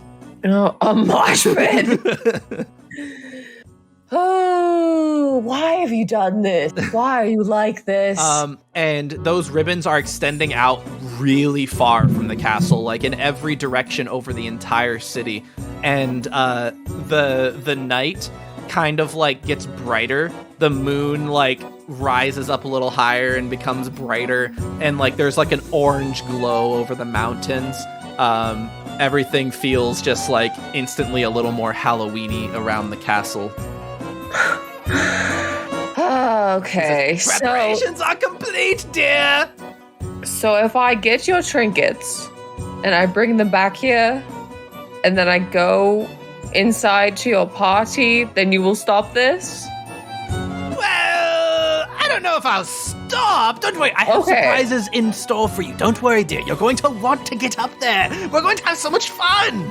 Yeah, is the queen up there? Is she hurt? Like, what's up with that? Says, let me check one moment, dear. Yes, she's here. Is she hurt? It's not important, dear. Just get up here. Come on now. It's important. It's pretty fucking important. I think this whole time you're talking to yourself, and everyone's saying, what is she doing? And Cass speaks up and she says, okay, yeah, so I'm guessing that big face is what he looks like, huh? I guess so. Yeah, pretty much. Yeah, I know exactly like that. That's exactly what he looks like. God, you gotta look at that all the time, huh? I know. Yeah. He doesn't always have to look like that, I think. He can make himself look like whatever he wants, but that is what he looks like. As you say that, he transforms into a skeleton, and it's like split down the center, black and white. And he says, oh, I'm rattling my bones in excitement. Okay, what are the trinkets that I need to get? Where are they? He says, well, let's see here. What are some of the most important things about a party? And he starts thinking to himself. And then he says, well, first and foremost, I'm going to want to see him be a bit happier. Make him smile. And then he looks Buzz over a little more. He says, and perhaps more lively. Get him dancing. Make him dance a jig, perhaps. And then he says, I suppose it also couldn't hurt to get a drink or two in him. Although Buzz is a bit picky about his liquor. You're going to have to find a very specific drink for him. Okay. Is that it? Yes, that should get him quite prepared for the party, I would say. So, but he's going to stay here. But I have to make him dance? I have hidden trinkets around town that should help you get him ready. Okay. Can I have a hint where they might be? This is a pretty big fucking town. Says, let me think. I suppose you could speak with Jim, Tim, and Kim Reaper. Who? Jim, Tim, and Kim. The children of Grimm. And where would I find them? They're quite lively skeletons. I'm sure they're tearing it up at Reference Cemetery about this time. And he says, let's see, who might you find at the library? Well, I suppose Ugg, Graw, and Brian would be there. Brian. And he says, and then suppose you could speak with Vex, Hex, and Lex. Benjamin. Really? Go explore town. Have fun. You had to take Hex, Vex, and Lex. Really? Okay. All right, but if this goes tits up, I'm gonna fucking punch you right in your dick. Says, it's going to be fun, dear. Don't you worry. If anybody fucking gets more hurt, I'm gonna punch you right in your fucking dick. Says, I am not aiming to hurt anyone, dear. I don't know that I believe you, but okay. I guess I super don't have a choice, huh? Pick up where you were. You've been talking basically to yourself because while the castle has transformed and the whole town is transforming, the version of Bedlam that you're speaking to is still an illusion in your mind. And so everyone's a little confused who you're talking to right now. Oliver is actually pounding on these big teeth, like beating them with their sword and then kicking them. And they say, geez, it's these things are like solid iron. Like I can't break through them. Yeah, you don't waste your time. I'm so sorry. They say, I'm gonna have to fix this. Does anyone know Elise? Who's Lise? I might be Lise. Say, why are there signs on the castle indicating you to enter? Are you part of this? No, it's a really long story, and I don't have time to explain it to you right now. They say it's not important. We need to get inside. Do you have any way inside? There's no way we're breaking these walls down. They're meant to withstand a siege. Yeah, I have to go get some things. Can they see Buzz Killington, or is he also a figment of my imagination? Buzz Killington is there, but he hasn't said anything, so like no one's really noticed him. And then Oliver pushes past you and draws the sword again and says, "Stay behind me. I don't know what this thing is." No. This is apparently this is Buzz Killington. Oh, several drinks after this. This is going to sound fucking insane and ridiculous, but he is our ticket inside, or they, I'm not really sure. I have to go around town and get some things, and then we can go inside, hopefully. They wave their sword in front of Buzz's face. Buzz has no reaction, just has a 1,000-yard stare forward. I don't think Buzz is going to be doing much else than this, so I think that it's fine. They like tap the sides of Buzz with like the blunt end of their sword, and they're just like, "Is it alive? It's not reacting." I think it's kind of alive, but who knows, really? Buzz has no reaction to any of this stimulation. Yeah, maybe just leave Buzz alone. I have to go get some things, but then we can go in. Where are you going? Like, what are we gonna do? I gotta go to the cemetery, the library, and I don't remember the last one. They say, "Okay, what are you gonna find there?"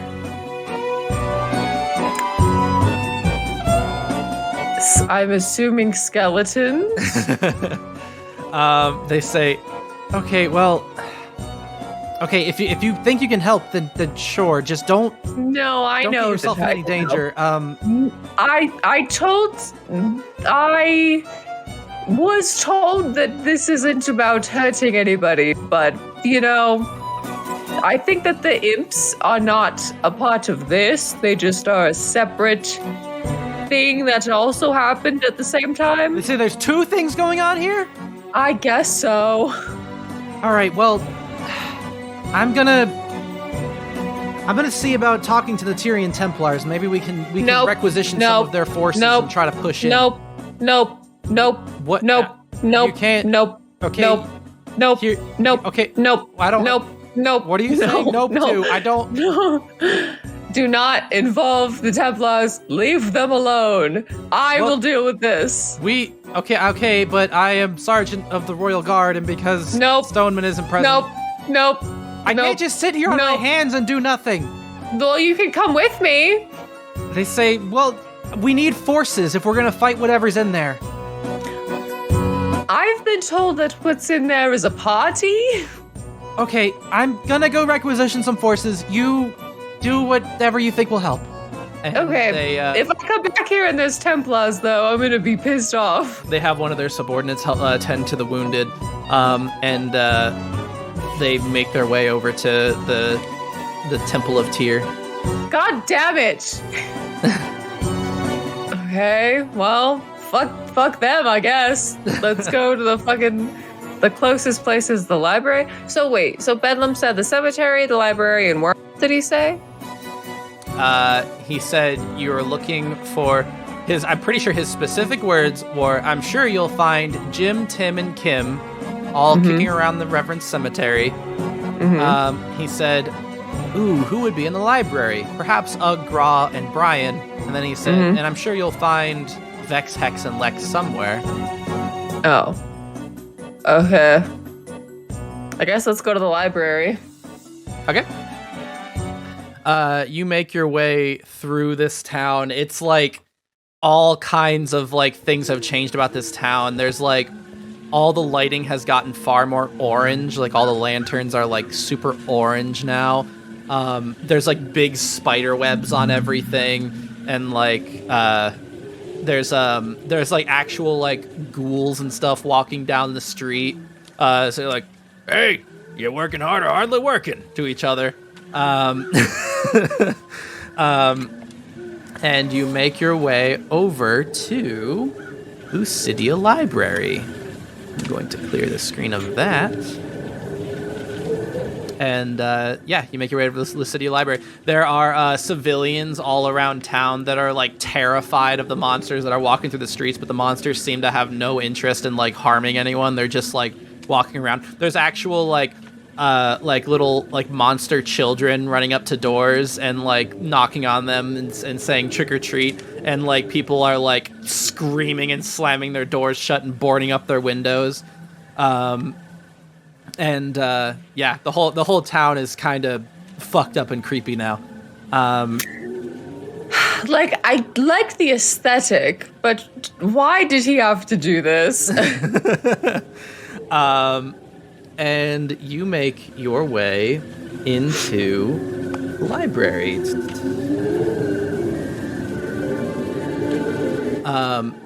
When you get in, you see a familiar face there. You see Merlin Stillwater, who is seated in his chair, staring curiously at a number of zombies walking around the library. Merlin, have you happened to take a look outside recently? It says, oh, Phoenix, it says, lovely to see you. Actually, wait, didn't you tell him your name? Yeah, I think I told him my name was Lise, yeah. Lise, it's wonderful to see you here. So, yes, I did see what happened, and luckily I was not in the castle at the time, but yeah. I figured whatever spell, whatever sorcery is taking place here, it would be best to consult the old tomes here in the library, but I did not expect to see these, and indicates all of the zombies walking around. All the zombies are like reading books as they walk around the library. They're like skimming the bookshelves and stuff. The library's all like dimly lit with like spooky lanterns and stuff, and there's like books that are like flapping their way around the library right now. So from what I've gathered, none of the monsters that have been summoned are like particularly vicious, at least right now. They seem to just sort of be having fun, doing their own thing. So I'm not super worried about them right now. I have to get into the castle. It's not my fault, but I can fix it pretty much. So I have to, I think I have to go talk to those zombies. This is very well. Is there any way you think that I could help? I have to be honest, in all my years as a court wizard, I've not witnessed something quite like this.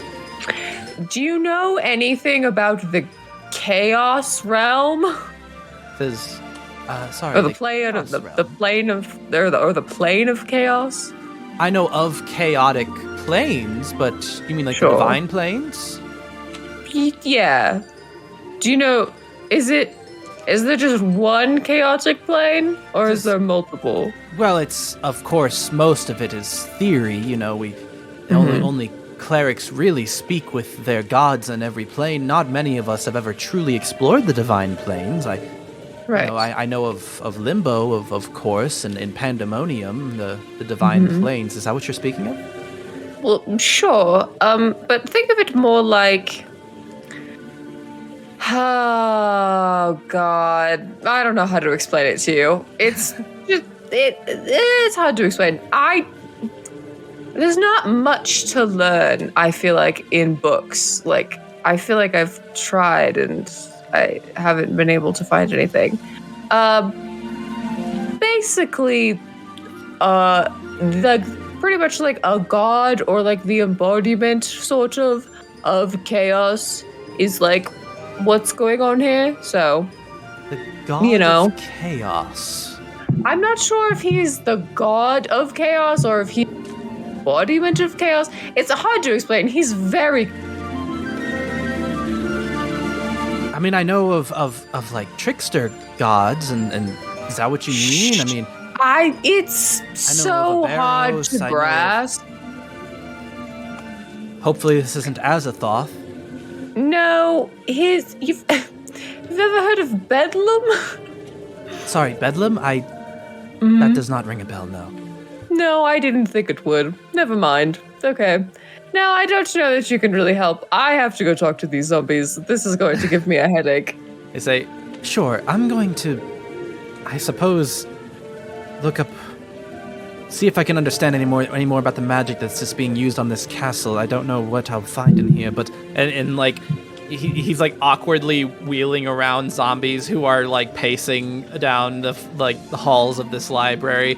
Like he doesn't know if he should like have his guard up or not, but he's just kind of gently moving past them. And all of them are kind of just like gently going, brains, get big brains. You know? That's one way to do it. And yeah, like they're all like reading books and attempting to get smarter. All right. Hey, are any of you named Brian? You survey the entirety of this library, and you actually see 3 zombies that are seated at a table at the far end of the library. Hello, gentle folk. I'm looking for Brian and company. And they're sitting there, and one of them is sitting at the end of the table and has this like large cardboard, has made like a blocker of books in front of him, and is rolling some dice behind them, and says, looks like you got demoted again. You're going to hell. And one of them says, and the other one says, you're using loaded dice, I know it.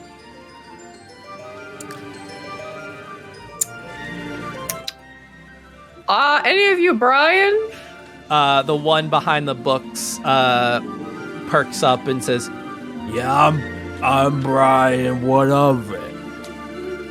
I am Lise. I was told you could perhaps help me find a trinket for Buzz? They say, oh, you mean the thing Bedlam gave us? Yeah.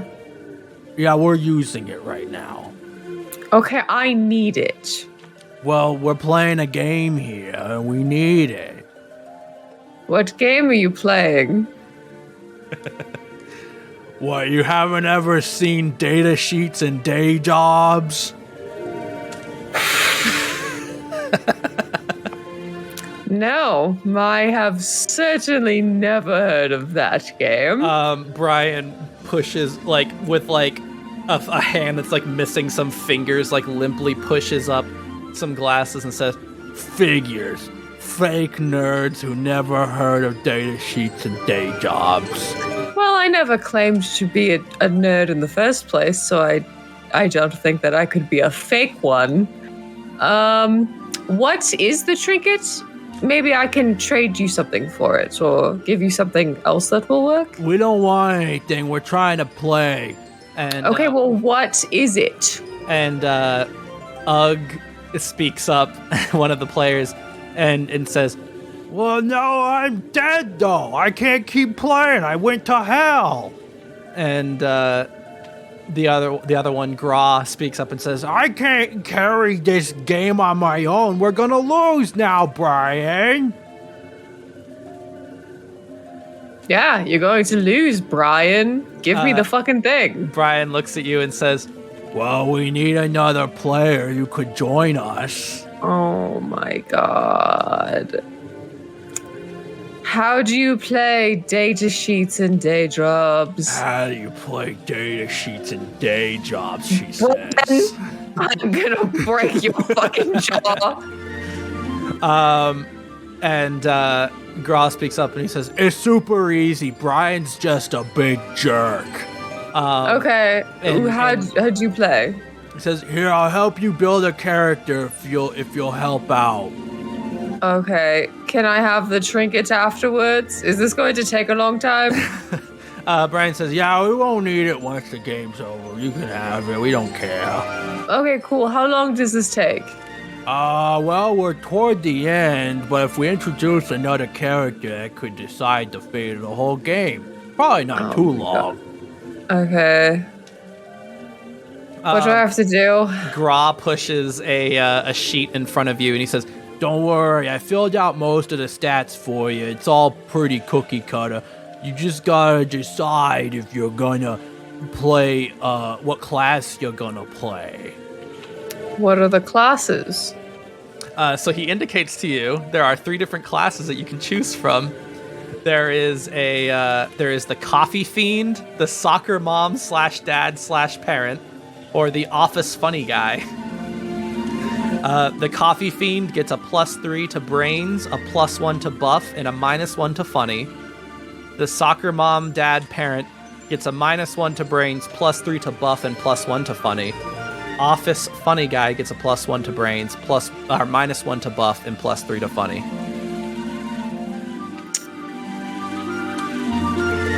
I guess coffee fiend? Right?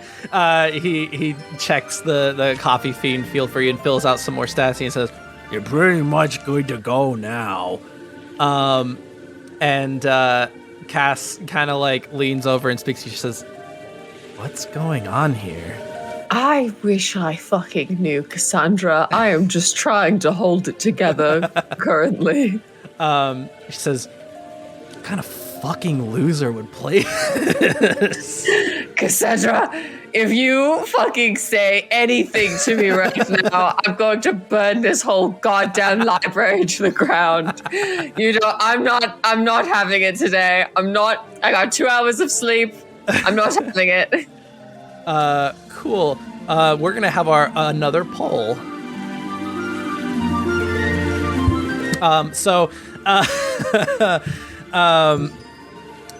Brian speaks up and he says, Well, okay, so we gotta start you off. So let's see. You said that you're gonna be a coffee fiend. Okay, so you're at the coffee machine getting a cup of coffee when suddenly your boss approaches you. Approaches. He's here to give you. And we're gonna quickly hold a poll. The poll is going to be, is the boss here to give a promotion or a demotion? Does the demotion send me to hell? Well, it sounded like Ugg had gotten demoted multiple times and was sent to hell. What an interesting gameplay. Oh, it's 1-1 right now. 1 vote promotion, 1 vote demotion. Oh, another vote promotion.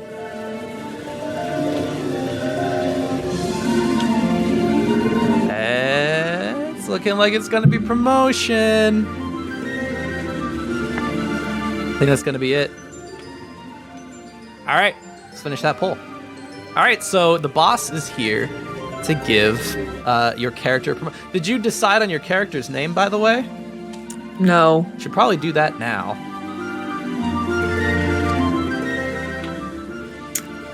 Her name is Syl. Syl? Syl. Okay. So the boss approaches and says, Hey, Syl, how you doing? Terrible. What do you want? How's my favorite desk jockey? Horrible. Horrible? That's no good. Why is it horrible?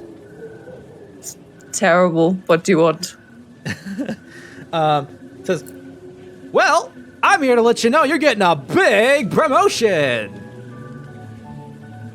All the higher-ups have been noticing all the good work you've been putting in, and I'm here to give you a promotion right here and now. This will not wait another second. Okay.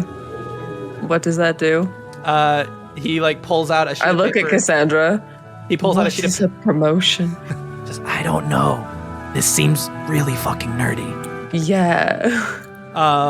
And he pulls out a sheet of paper and skims it over and says, oh, well, it seems that you're the new CEO.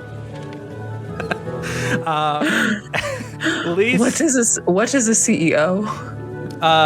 says, well, you don't know what a CEO is? No. It's the highest race of human. Oh. I look at Cassandra like, is that true? It's just, I don't know. I don't know what a CEO is. I don't know either. The highest race of human. And before you know it, you Syl is ushered into I need to be saying this as Brian. And before you know it, Syl is rushed into. Do you like my voice, by the way, that I did for the boss? It's pretty good, right? Yeah, somehow it's incredible. Anyway, you get ushered into a big fancy office that overlooks the rest of the world. You're the biggest, most important CEO right now. Anyway, you work there for a little while, and then your boss or your former boss approaches you again. This time he's working for you, and he says, "Oh, terrible news, Syl. We have to make back some serious losses at this company, or we're going to be in financial ruin." Okay. So, I'm going to need you to tell me, are we going to invest in brains or bones? Brains. Roll a brains check. You have a +3 in brains.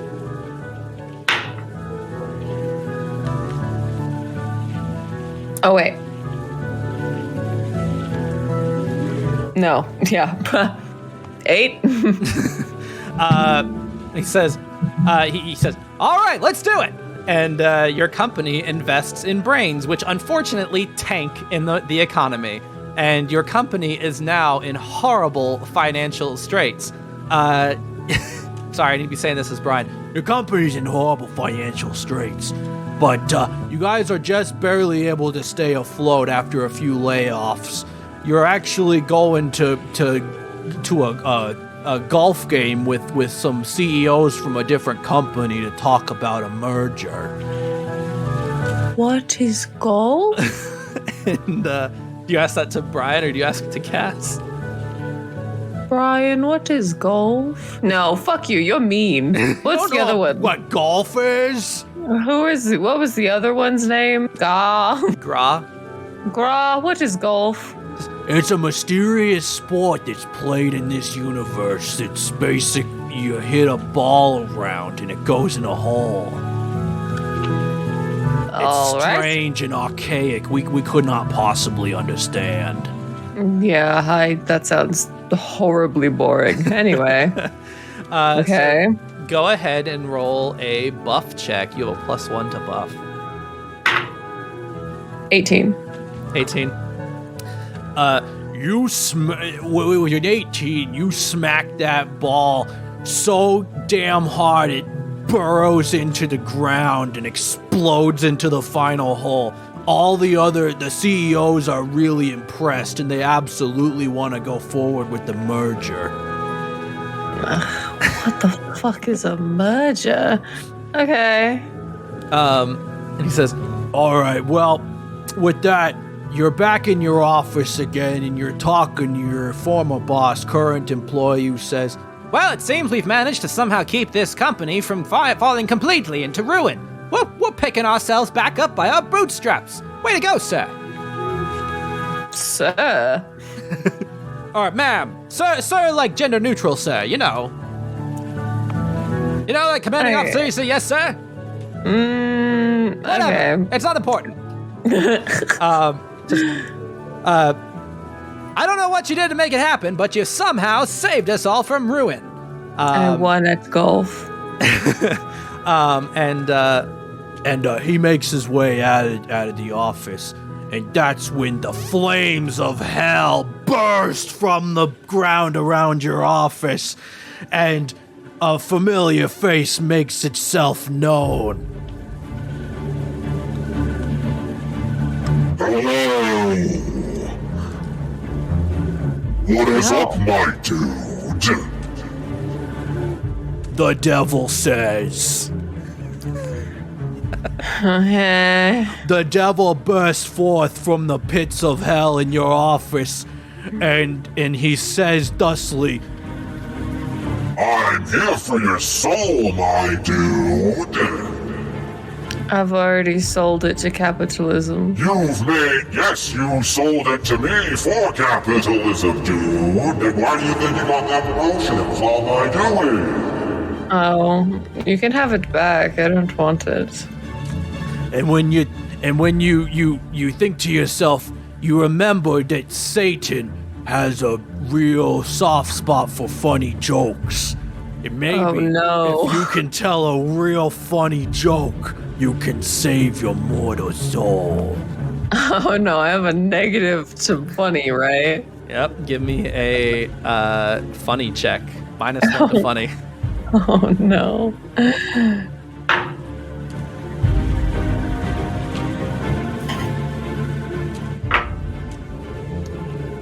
Three? Well, go ahead and tell me what the joke is.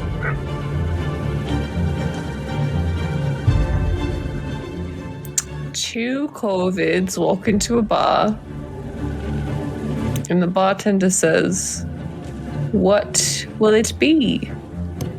And the COVIDs say, "Caca."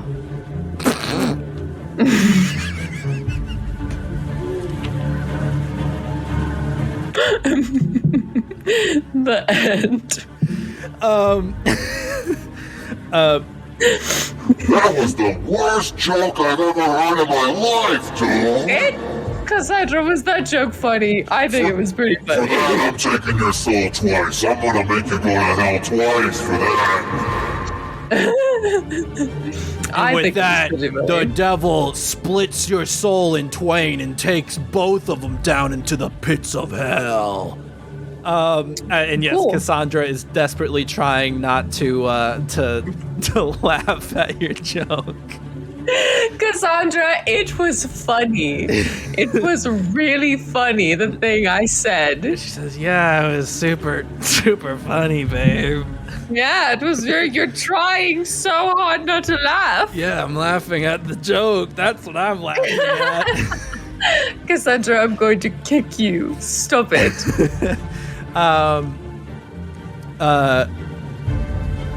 And with that, you are actually in hell now with Ugg, and both of you burn for all eternity. Sorry, fellas. It looks like you're gonna lose. And Okay. Gross says, Can I have God it damn now? it! Yeah, I'm dead. There's no point in going forward. Can I have the thing now? Yeah, well, we're probably gonna play a different game now. I hear that Sidewalk Looker is a real good up and comer game. We're gonna go try that. So here you go. and breaks down that little book barrier that he had hiding all his little GM notes. And you are handed a tome that is split right down the center, black and white, with the comedy and tragedy masks on either side, one black, one white, alternating with the background.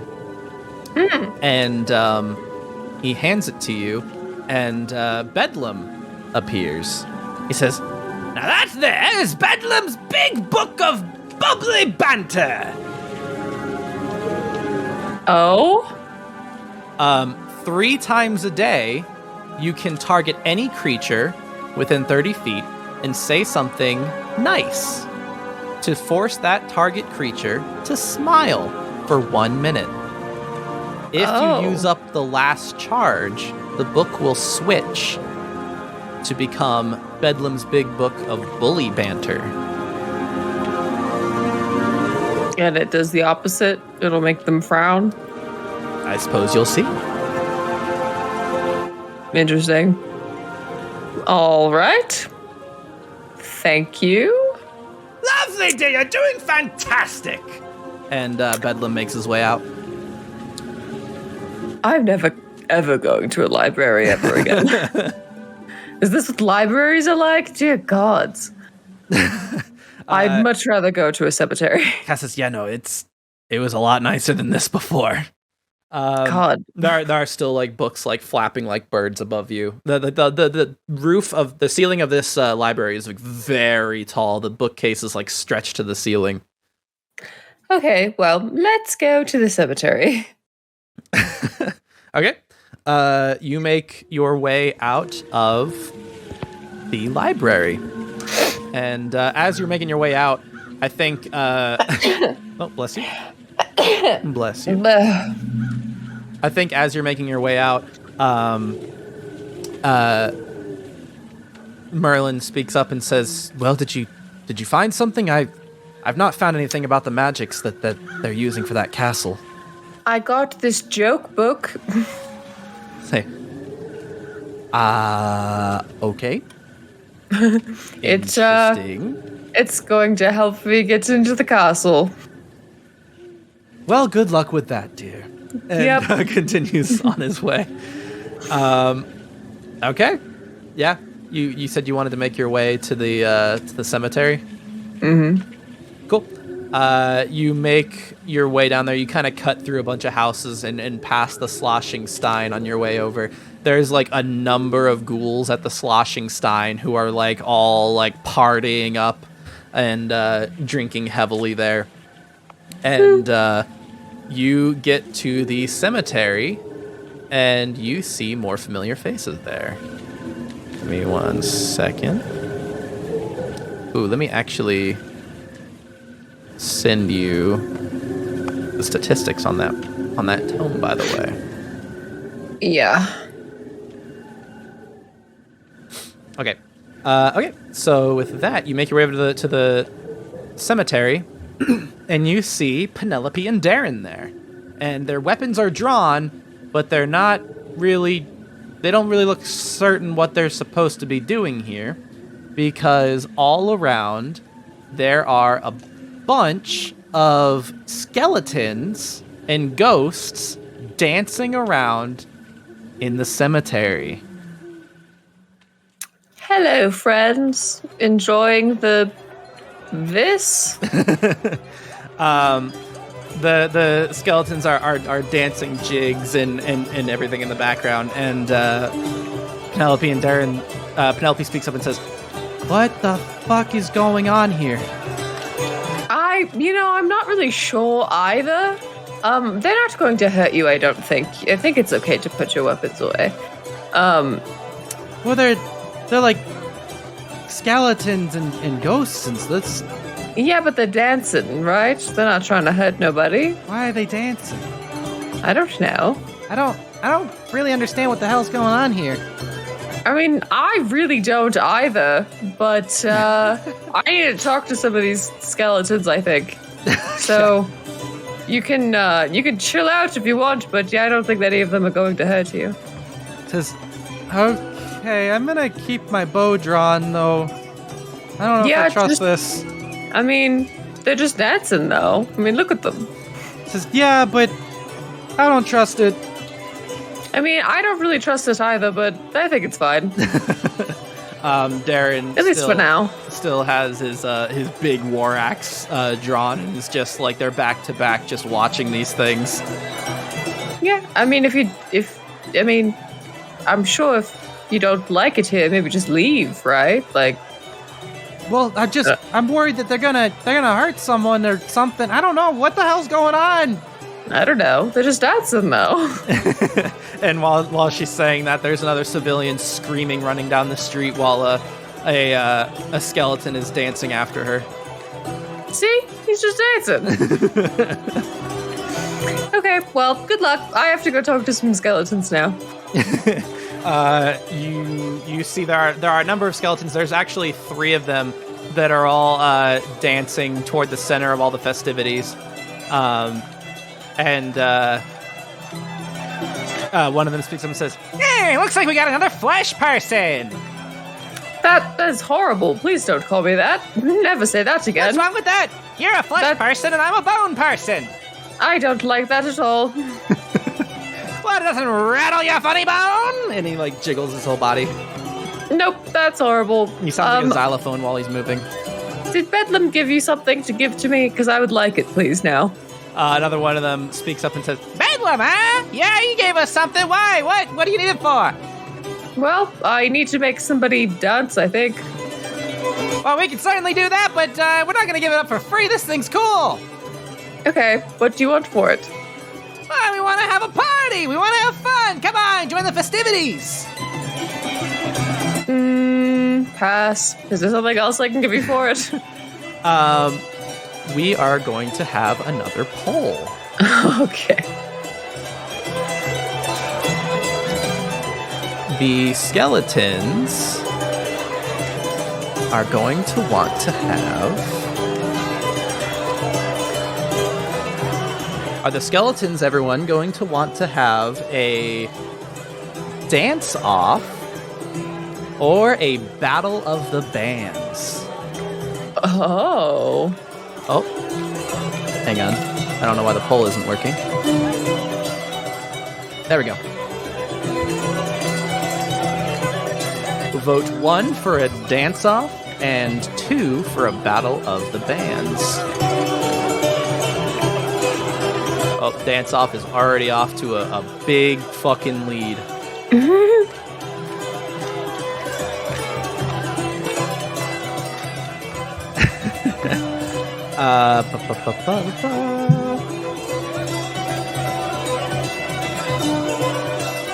All right, yeah, I'm going to go ahead and guess that this is going to be a dance-off. We have 3 votes dance-off. No votes battle of the bands. All right. I think I could be a pretty good dancer. With that, one of them says, "How about this? We have a dance-off for it, huh?" I guess so.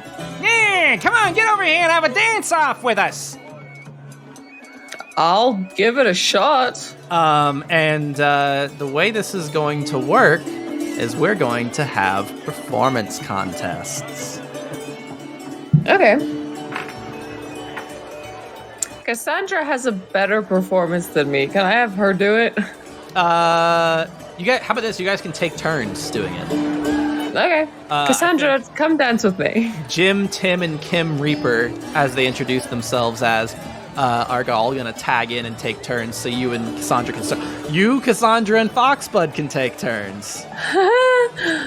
Okay. Sure. Okay. So give me a performance roll. Who are you doing this for? You or Cass? I'll go first.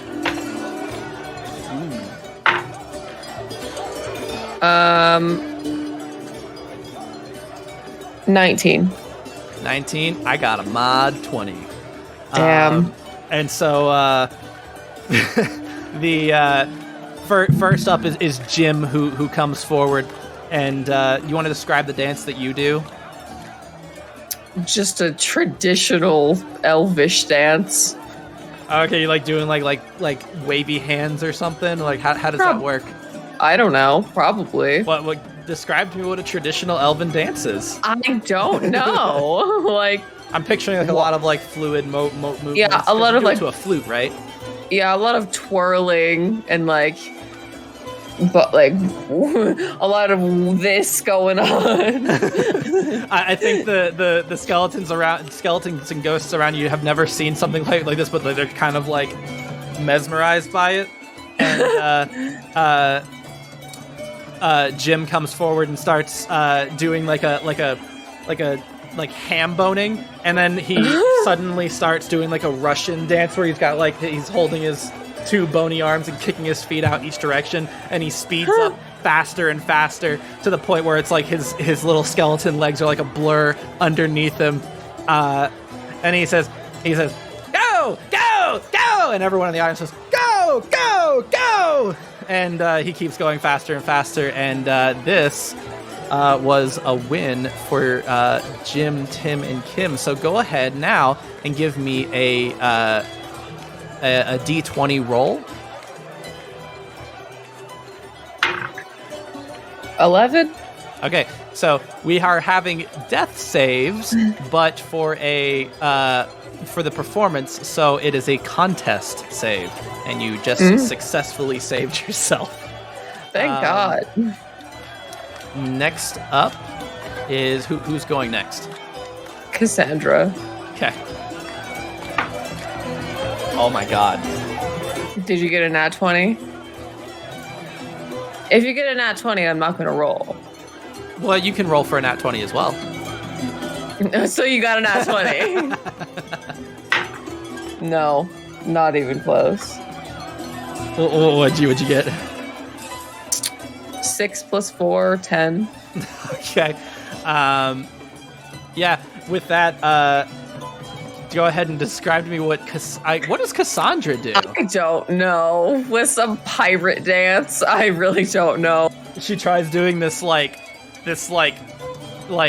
dance that she saw once on a ship she served on, where she's like moving her arms like in like strong patterns left and right of her, and like she's striking like a wide stance with her legs. She clearly has never like really spent a lot of time dancing, and so she's just kind of like doing powerful gestures to kind of get people on her side. Cassandra! With a nat 20, Tim starts like break dancing, and oh my God. he starts at one point he does like that break dance spin, but like he's got like one hand down on the ground and the rest of his body spinning around it like a top. And the whole audience is on his side. Go ahead and give me another contest save. God damn it. That's a 2?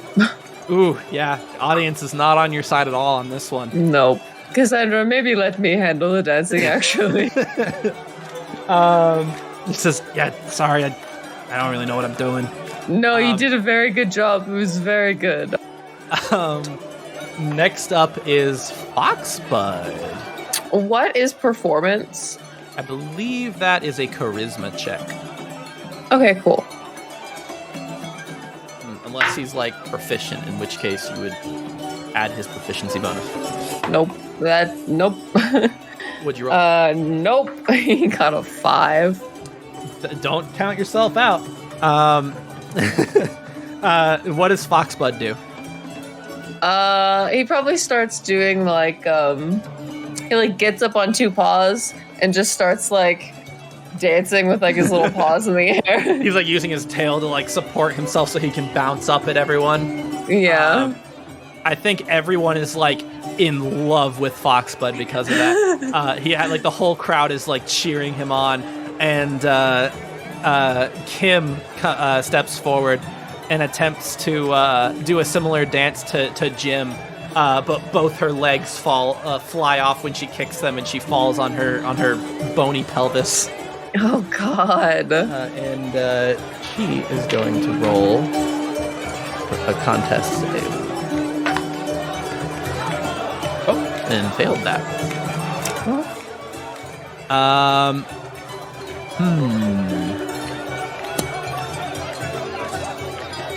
I did not expect to have one failure on each side by this point. How about this? Everyone's going to dance at the same time now for one final showdown.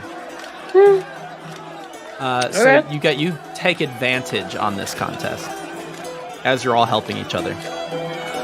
Okay, so what am I rolling? You can roll whoever has the highest performance. Okay. Roll a performance check and give yourself advantage. That's Cassandra. All right, Cass, you get one more chance.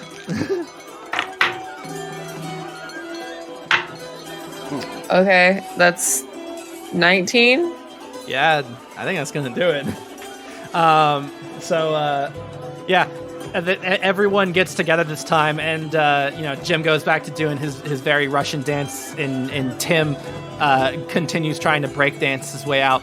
This time, you and Foxbud are trying to accentuate Cassandra's dance, and she's doing the powerful poses again. But this time, she like plants her feet in the ground so hard that like some cracks appear in the stone.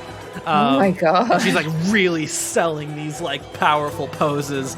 You can hear like rushes of wind as she's moving her arms. You're doing so good, babe. I think Foxbud is trying to like mimic it by like jumping up on his hind legs and moving his legs in a similar pattern. Good. And with that, they're going to make another contest. Oh, yep. Okay, failed that. Okay, yeah. So you guys have managed to get the audience on your side. The whole audience is like cheering for the three of you doing these very powerful poses. I just start doing it too. I don't know.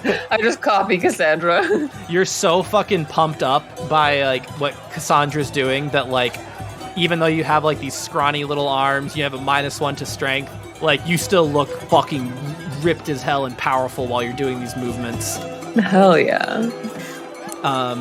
Okay, and yeah, the audience is fully on your side. Cool. Give me that fucking trinket now. And Jim, Tim, and Kim walk forward and they say, "Well, looks like you won the contest, so we got no choice." And yeah, sorry. Being a fleshy person makes me a better dancer. Says, "Well, that's a little bit racist, but okay." And Kim like hops forward on one hand and then like has in her other hand the item, which is actually Bedlam appears really quickly, and he says, "Oh, wonderful, dear! You're making fantastic progress. Those there are Bedlam's bash booties."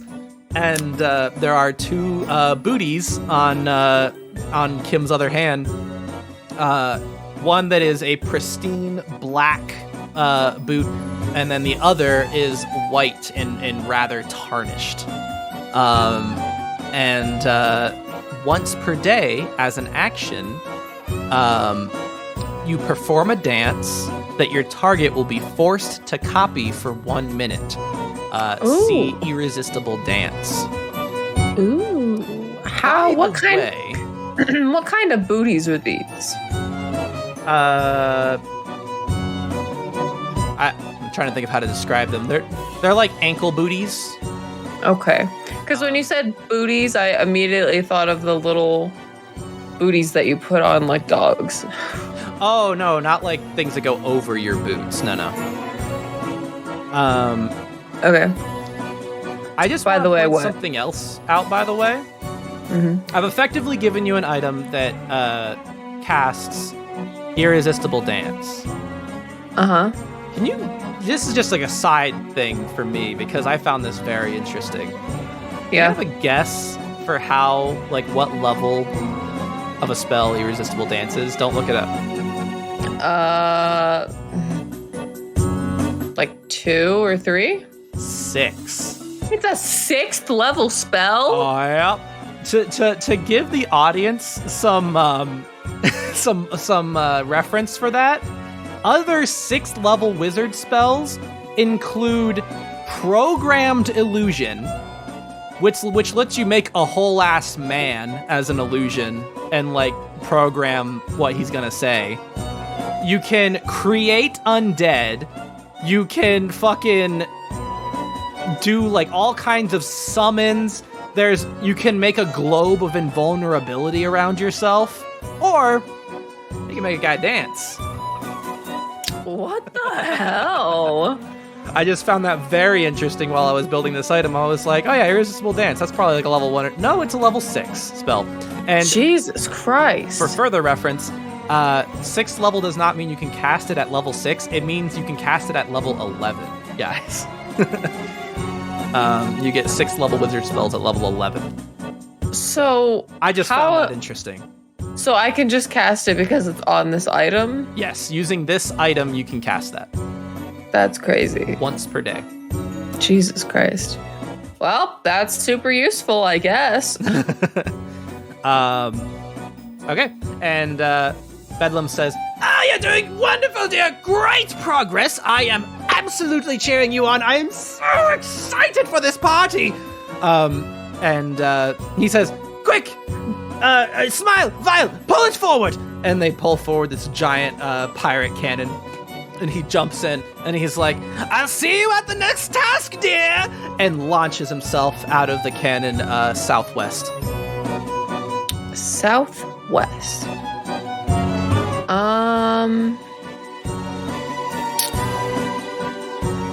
Southwest. Should we go? Like, was that an indication, do I think? Or...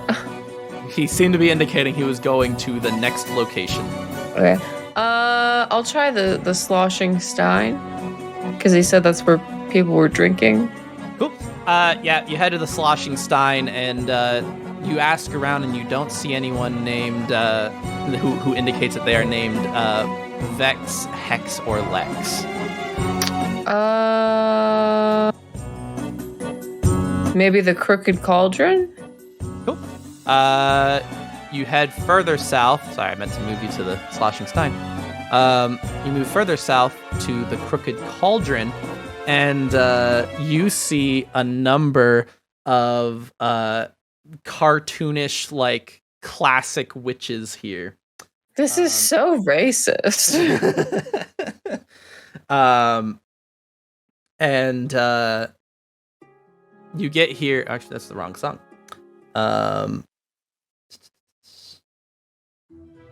You get here, and there's all these, like, witches that are, like, you know, like, bright, like, deep green, and, like, they have, like, the warts on their noses and, like, the big black pointy hats.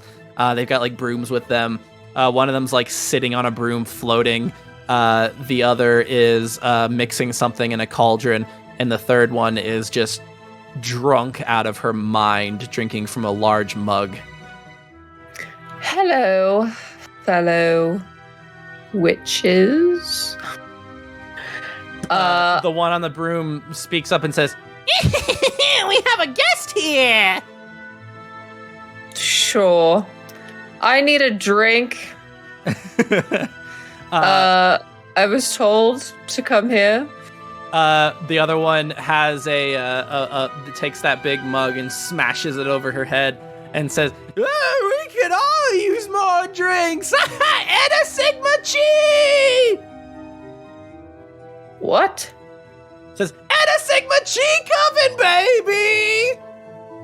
I don't understand a word of that. They're all wearing shirts that indicate the symbols, the Greek symbols Eta, Sigma, and Chi coven. Are these sorority witches? And just you know, just to let you guys know, in case you're not familiar with Greek letters, Eta, Sigma, and Chi would look a little something like this. I'll send it to you in chat, Mint. Wow. And yeah, she just smashed that mug over her head and said that they all need drinks. Okay, well, where can we get them? She indicates the witch who's brewing. She says, "I'll mix some things that'll knock you on your ass." Yeah, okay. You're gonna want to drink my drinks, bro. It's gonna fuck you up. Well, I'm not going to drink it. It's for someone else. She says, "Oh, well, what is he like?" I heard he's very picky. I don't know. And Bedlam appears again, and he says, "Oh, I should have specified. I suppose it would help you on your journey. You see, my friend Buzz Killington is very particular about his drinks, as you know. He only really likes Bedlam's brew. So, What the fuck if is you could that? acquire some Bedlam's brew, that would be fantastic. All right, ta-da, dear! Then he disappears again. Oh my god. Do any of you know what Bedlam's brew is? And the one mixing at the cauldron says, "Oh, I can't mix that. I don't know how to mix that, bro. Why? It's like really complicated. I can't do it. Hey, Lex. Where'd you put the cauldron?" And Lex, the one sitting on the broom, says, "No, I don't know. I don't remember. I don't want to go get it. How about this? We'll have a contest." Oh my god. These witches are going to want to have a contest for the cauldron. Okay. We're going to have yet another poll. This is what, the 6th poll we've done. This Yeah, it's a lot of polls, my guy. is a very poll heavy stream. Very poly. Okay. With that, we are going to have a poll for if the witches will want to play drunk straight face or drunk never have I ever. And it's taking a minute to show up what is happening. There we go. What is straight face? Oh, you don't know what straight face is? No, I don't. I know what never have I ever is, but I don't know what straight face is. Cool. Well, I mean, if straight face wins, I'll tell you that. Well, okay. Doesn't look like straight face is gonna win. Straight face is basically, it's a drinking game where like every time you laugh, you have to take another drink. Oh, I would have been so fucked up. I laugh at fucking everything. And yeah, you basically write like funny things on pieces of paper that the other person has to read aloud and keep a straight face while doing it. Oh god. Yeah, I would have failed that immediately. But it looks like you're playing Never Have I Ever. Oh god. I don't know if that's worse. Oh no. And Lex speaks up and says, "I want to play Drunk Never Have I Ever." What is never have I ever? Cassandra? And Sandra speaks up and she says, "Well, basically, they're both going to say things that you've never done before, but you're hoping that they have done before, and if they have, then they have to take a drink." Oh. All right. Seems simple enough. And so the one that's been drinking steps forward, says, "I can do this, bros. I got this girl on lock. She looks like she's never drank a thing in her life." I don't know, but I mean, yeah, Come on, you weenie, get over here. We're gonna play Never Have I Ever. I've certainly never drinking anything horrendously alcoholic and done some very mean things to a merchant. So the way this is gonna work is, you don't have to roll for when you do this stuff. You just have to say something that Lise has not done and that I likely have. Okay. They, however, are going to roll a d20, and if they roll high enough, they will guess something successfully about Lise. Oh god. She says, Okay. "Show off good faith. You go first." So how do I win? You win when one of you falls unconscious. Like, if they fall unconscious. If you fall unconscious, you lose. All right. Never have I ever ridden a broom? She says, "Oh, that was an easy one. You're going for the low-hanging fruit, whatever." And she... A win's a win, a win's a win's a win. She takes a drink of her brew. Ooh. And fails her constitution save. Huh. She's looking a little bit tipsy now. Should move this off the screen. Okay.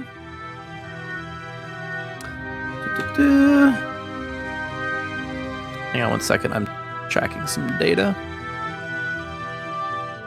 Okay. Okay, so okay. Says, well, never have I ever. And she like looks you up and down and says,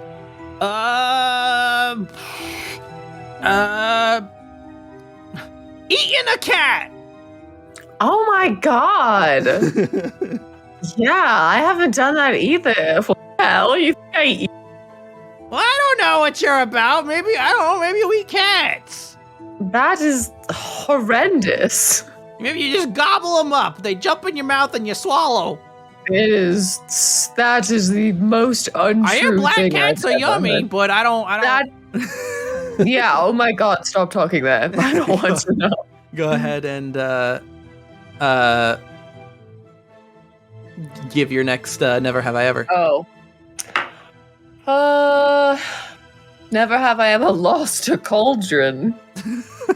So I didn't lose a cauldron. That was Lex. That wasn't me. You've never lost it before, though? No, never once. Is that I don't know if I believe you. And Hex speaks up, and she says, "No, bro, she would not. Are you kidding me? You think she's gonna lose her source of booze?" Okay, I guess that's fair. Okay. They're gonna roll again. Ooh, okay.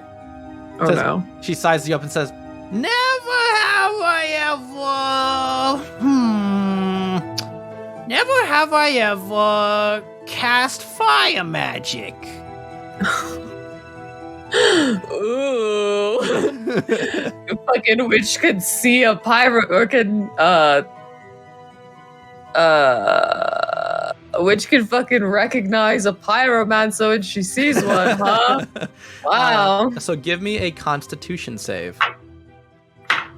By the way, these Constitution saves will get more and more difficult the more of them you make.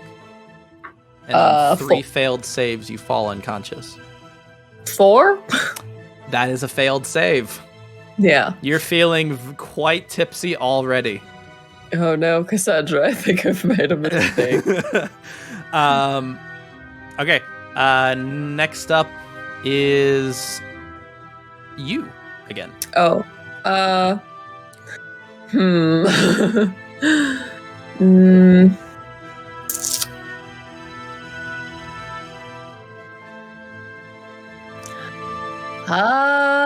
I don't know. What do witches do? Is this the witch that was drinking earlier? Yes. Okay. Never have I ever smashed a cup over my head. Says, "What? Oh, come on now!" And she like picks up her drink. She says, "Whatever. That was a cheap shot. You saw that happen." A win's a win, bitch. Okay. She makes a Constitution save. Oh my god, she's rolling horribly. Good. Yeah, that's a failed save. She's wasted. She's on her way out. She's about to fall unconscious. Says, "Whatever, that was cheating, but whatever, I don't care. I'm gonna get you." That's not cheating. Ooh, okay. Oh, no. She says, "What? Never have I ever cast fire magic at a tree, which caused the trunk to explode and expose a little phoenix feather inside of it, which I then retrieved and put inside of a box and then took out of a big bog and brought back to a little gnome man in a shop and had him study it so that we could learn more about it." What the hell? Where the fuck did you hear that? I didn't hear it anywhere. It was just a lucky guess. That's fucking cheating. Who told you that? She rolled a nat 20. Oh my god. Lisa's like, whoa. Yeah, so go ahead and do a Constitution saving throw. 19. 19. All right, that does it. Jesus Christ, woman. You got the fucking third eye or what? Okay. That's you. Jesus Christ. Never have I ever accurately guessed something that has super happened to somebody. What? You just did, though. You guessed something that happened to her. Oh, you're right. I don't know. I guess. Never have I ever won a game of Never Have I Never have I ever. Okay, yeah, no. Oh, fuck. What do witches do? I don't, Never have I ever...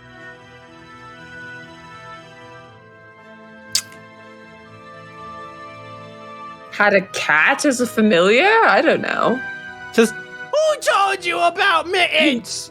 Oh, can I see it? No, not after that. What the hell? How do you know about them? I don't know. It's a stereotype. You know, stereotypes aren't always true. You shouldn't believe them. Yeah, it's just true in this case. oh, okay. She passed that check. Okay. So she takes another drink, but does not fall unconscious. She's holding strong. Okay. All right. Okay. She says, Never have I ever attended the Heaven's Cradle Harvest Festival. Oh, fuck you. You've never been? Not once, no. It was pretty I fun. literally couldn't have. I was just summoned here recently. Yeah, where were you summoned from, by the way? The land of witchery. Where is that? It doesn't matter. Take your fucking drink. 5. oh no, that's a failed save. So yeah, your world is like twisting and turning and things are like going upside down at this point. Never have I ever been summoned from the land of witchery. Just, what the hell? You use that? That's cheating. Oh, god damn it. That's not cheating. And she takes a drink. Oh, that's a failed save. Fuck Okay, yeah. she throws back the drink, tosses it back, and like moments after she swallows it, just like falls flat on her face, and is sound asleep. I just outdrank a witch. All right, and with that, you have won the game of Drunk Never Have I Ever. Cassandra, I feel terrible. And the one stirring the cauldron says, "All right, bro, I gotcha." She snaps her fingers, and you feel right as rain instantly. Oh, thank God. Ugh, that was terrible. She says, Lex, go get the goddamn cauldron. Bedlam's gonna be pissed if we don't give it. and she says, Fine, whatever, go get it. and she leaves. Huh? Do you guys, like, personally know Bedlam, or, like, what's this about? Says, yeah, he's a cool guy. He brought us here. He said we're gonna have a big old party here. Do you know why? I don't know. He just said it's gonna be a big party. And you guys were just like, hell yeah, party? Frankly, bro, I don't know if... Wait a second, is the land of witchery real? I don't know Yeah. if it's real. Now that I think about it, I don't have any memories of that place. Okay, so where were you then? She looks at the one that's conked out. She says, Hey, Hex, are we real? and the hex doesn't respond. She says, Oh, God, this is a... Oh, my God. Are we real? Okay, you know what? Maybe don't think about it. Maybe stop thinking about it. I need that drink, and yeah. yeah, and Lex returns with a little black and white, split right down the middle cauldron. It's very small, fits in the palm of her hand, But then she throws it to the ground in front of you, and it expands to be the size of a massive cauldron in front of you. And she says, "I'll give you all the brew you could ever need." Okay, do I have to know how to make the brew? Yep. Right? So once per day, you can use the brew action with it, and you spend 10 minutes making brewing Bedlam's brew, and that brew will last for 1 hour before it must be consumed. And Bedlam's brew, for 1 hour after consumption, gives a +2 to performance and acrobatics checks, and a -1 to investigation, arcana, and history checks. Oh. Weird. And so you now have it. And Bedlam appears again. He says, "Lovely, dear. You're making excellent time. You'll be at the party in no time." Why did you want a party? What do you mean? It's so Why we did can you- have fun, you and I, dear. All right. Well, I got all your things, Aren't so I you guess having I'll. so much fun with all your If- friends? I guess so. The first thing was fucking terrible. I am never going to a library again. Says, "Well, I suppose not everyone has fun the same way, but I do hope you're having a blast here at the party, dear." Well, the party isn't. Is this the Well, party? it's all kind of the party, right? There's all this out here. It's part of a party. It's like, think of it like a pregame. All right. Well, I guess I'll go give this stuff to Buzz now. Have fun, dear. And he disappears again. All right, let's get this shit over with. You make your way back up to Castle Rubymane, where it actually turns out that Oliver is returning with just the royal guard back from the temple, and Thank God. And they say, "Oh, you're back. Were you successful in whatever it was you were trying to do?" Yeah, I gotta cast a couple spells on this guy real quick, and then we'll be in. They say, "Well, it's rough because I was hoping to get some forces to help with storming the castle from the Templars, but there's no one there." I heard some Templars talking about something at the Harvest Festival. I wonder if they're doing something somewhere else. Yeah, I don't know. It's like they left early, like they left town or something. Like the whole place is empty. Yeah, that's very suspicious. They say, "Well, so what are you proposing that we do?" Oh, I'll be right back. I just have to do a couple things to this guy really quick. And I guess I go use all the items. Buzz. Okay. I made that really big. Just bringing this back up so that we have visual reference for what the castle currently looks like. Okay. And so you approach Buzz, and what do you do? I just realized I need to copy paste all of the items. Yeah, I don't have all the item list, but I guess I'll give him the drink first, and then make him smile, and then make him.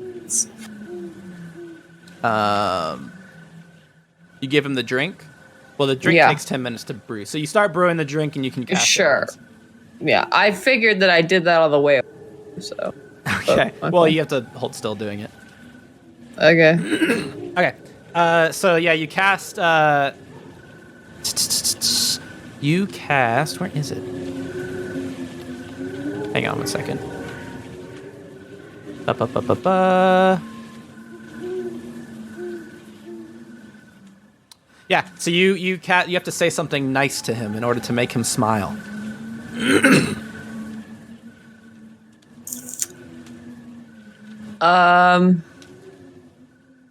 Nice haircut.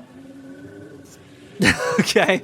Yeah, you say nice haircut, and he instantly, like, his lips like start popping as like his face is like rearranging his mouth a little bit to force him to smile. That's terrifying. And yeah, now Buzz Killington is forcibly smiling. This is terrible. I hate this. Yeah, give him the brew. You give him the brew, he drinks it, and like he suddenly is like swaying. The brew is like this like swirling black and white mixture, and like he instinctually grabs it and just drinks it in like a really stiff manner. And yeah, he's like swaying back and forth, smiling. I guess that I make him dance. All right, you got to do a dance. You got to put the booties on and do a dance. Okay. I just do the dance that Cass was doing. You do the powerful motions, and he also mimics your motions, so he's just smiling. And it's actually kind of terrifying watching these really powerful motions with this big, creepy grin on his face, and him swaying back and forth. This is horrible. And Bedlam reappears, and he says, "Lovely, dear Buzz is all ready for the party. Wait a moment." And he eyes him up and down and says, "No, wait, he's not quite ready." Bedlam. Says, "Look at what he's wearing." Don't do this to me. He like gestures up and down to Buzz, and like his outfit is just this like kind of tattered clothing that's just on him, and he says, No, dear, that's not party attire. You need to have fun clothing. Come on now. He says, "Luckily, I have just the thing." And he says, "Do you know a lad by the name Harvey?" The pumpkin? Harvey, yes, Harvey. Okay. Says, "Well, I think your friend Harvey could potentially help you out. You just have to track the lad down." I have to go back to the... I pull out the little one. I'm like, this? Says, "Oh, that's not Harvey. That's just an imitation of Harvey." Do I have to go back to the corn maze? "I don't know, dear. Wherever you might find Harvey, just look for the lad." All right. Fine. But this is the last thing, Bedlam. This is the last thing. He says, "Be careful, though. I hear the scarecrows are a bit testy." Oh, no. Okay. "I hear they don't like being woken from their slumber." Well, I hope they also don't like fire very much, because they're made of hay. Yeah, you as you're saying that, Bedlam says, "Now, whatever am I going to do about these cursed hors d'oeuvres? I just can't decide." And he walks into the teeth of the castle, and like they break, but then immediately reform when he leaves. All right, Cassandra, we have to go find the big fucking pumpkin in the cornfield. She says, "All right, what's that supposed to do for us?" I guess he needs a better outfit. He says, "Okay, I guess let's do it." Yeah. I said this is the last thing. if there's anything else, I'm gonna kick his ass. You make your way away from the castle, and you approach Gladius Park, and find the like remains of like the festival. Everything's been kind of taken down. There's still some like some lights up, but that's about it. Most of like the food has been taken out, and most of like everything else has been taken out. Mm-hmm. And you're there at the Empty Harvest Festival. All right, let's go to the fucking corn maze. It is a ghost town in here. Let's go. He's in here. Let's go. All right, you head toward the maze, and as you step toward it, you notice that the scarecrows begin moving. And they, as one of them speaks, like straw is coming out of their mouth, and they say, "Go away, 5 more minutes." Well, you can continue sleeping. I just need to go into the maze. Get out of here, go away, you're gonna wake up, Bill. Who's Bill? Gestures over one of the other scarecrows. Okay. I go behind a tent and I cast Alter Self to make myself look like a scarecrow. Okay. You step behind the tent of horrors. Sure. Yeah. You don't have to alter your clothing. I guess. Yeah. You can make yourself look like a scarecrow. Yeah. Okay. Now I come back and I'm like scarecrow now. I'm like shambling, and I just go in. Make a deception check with advantage.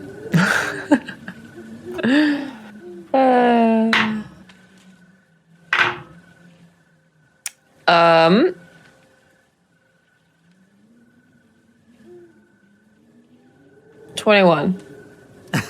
The one that was just speaking says, Frank, is that you? I thought you weren't coming this year. I decided to come anyway. What I thought you said something about you didn't have enough. You weren't feeling up to it. Didn't have enough straw. I didn't know you were coming. Yeah, I felt left out. Go back to sleep. Okay, I think there should be a spot over there if you wanna take it up and have a nap. Okay, I'll do that. where is Cassandra and Foxblood in all this? They're behind the tent still. I just told them to wait. Okay. You make your way into the corn maze and retrace your steps that were taking you through the maze before. And you get to the center of the maze, and there is the gigantic Harvey the Harvest pumpkin. Hey, Harvey.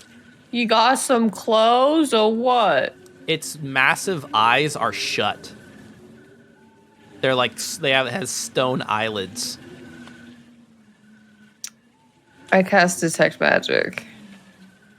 Okay. It's a ritual cast, so it takes 10 minutes, but that's fine. He's sleeping. Okay. For the duration, you sense the presence of magic within 30 feet of you. If you sense magic in this way, you can use your action to see a faint aura. Do you want to use that as well? Yeah. You cast this spell, and you're like blinded by all the auras around you.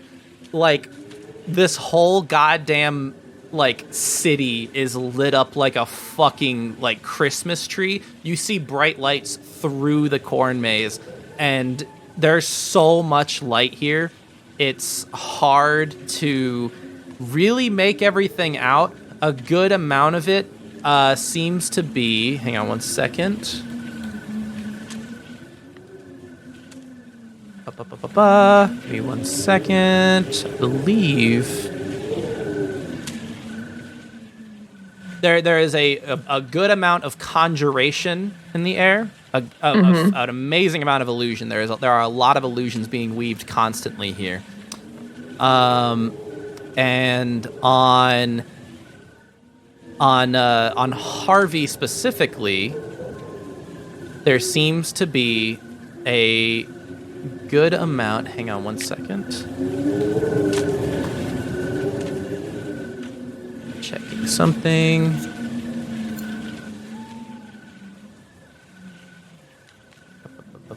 Yeah.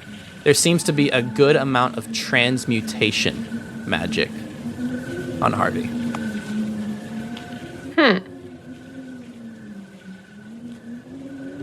Transmutation is like changing one thing to another, right? Yes. Okay.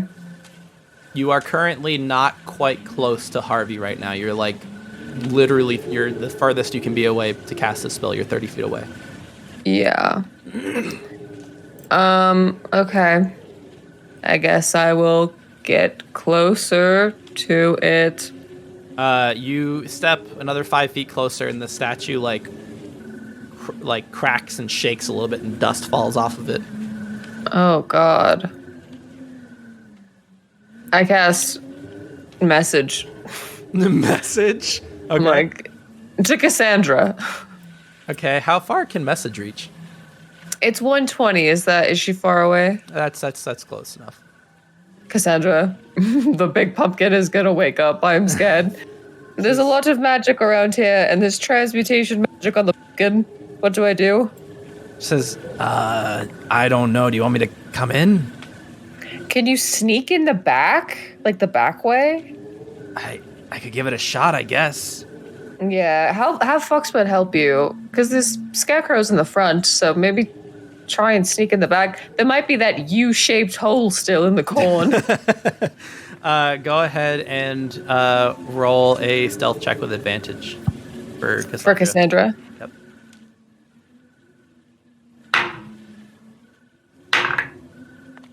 That's a nat 20. All right. You say that, and like 10, 15 minutes later, you hear rustling as she's pushing through the corn maze to the west, coming in. Okay. I guess I step closer to the pumpkin? You step closer to the pumpkin, and it shakes more and more dust falls off. And gonna say that that probably does it. Yeah. The eyes shoot open. These massive eyelids explode open and dust flies in every direction as Harvey's eyes are looking two different directions as they typically do. And then they slowly grind. You hear the stone grinding its stone as they turn to face Lise, the closest thing to him. But I look like a scarecrow, right? You do. That cute little smile, it like rotates 180 degrees, and now it's a little frown. Uh-huh. And the pumpkin, the stem on the top, shoots out a tendril of stone, and it grows and has vines extend out, and they touch the ground and lift Harvey the Harvest Pumpkin off this pedestal. And Harvey. And Are we cool or no?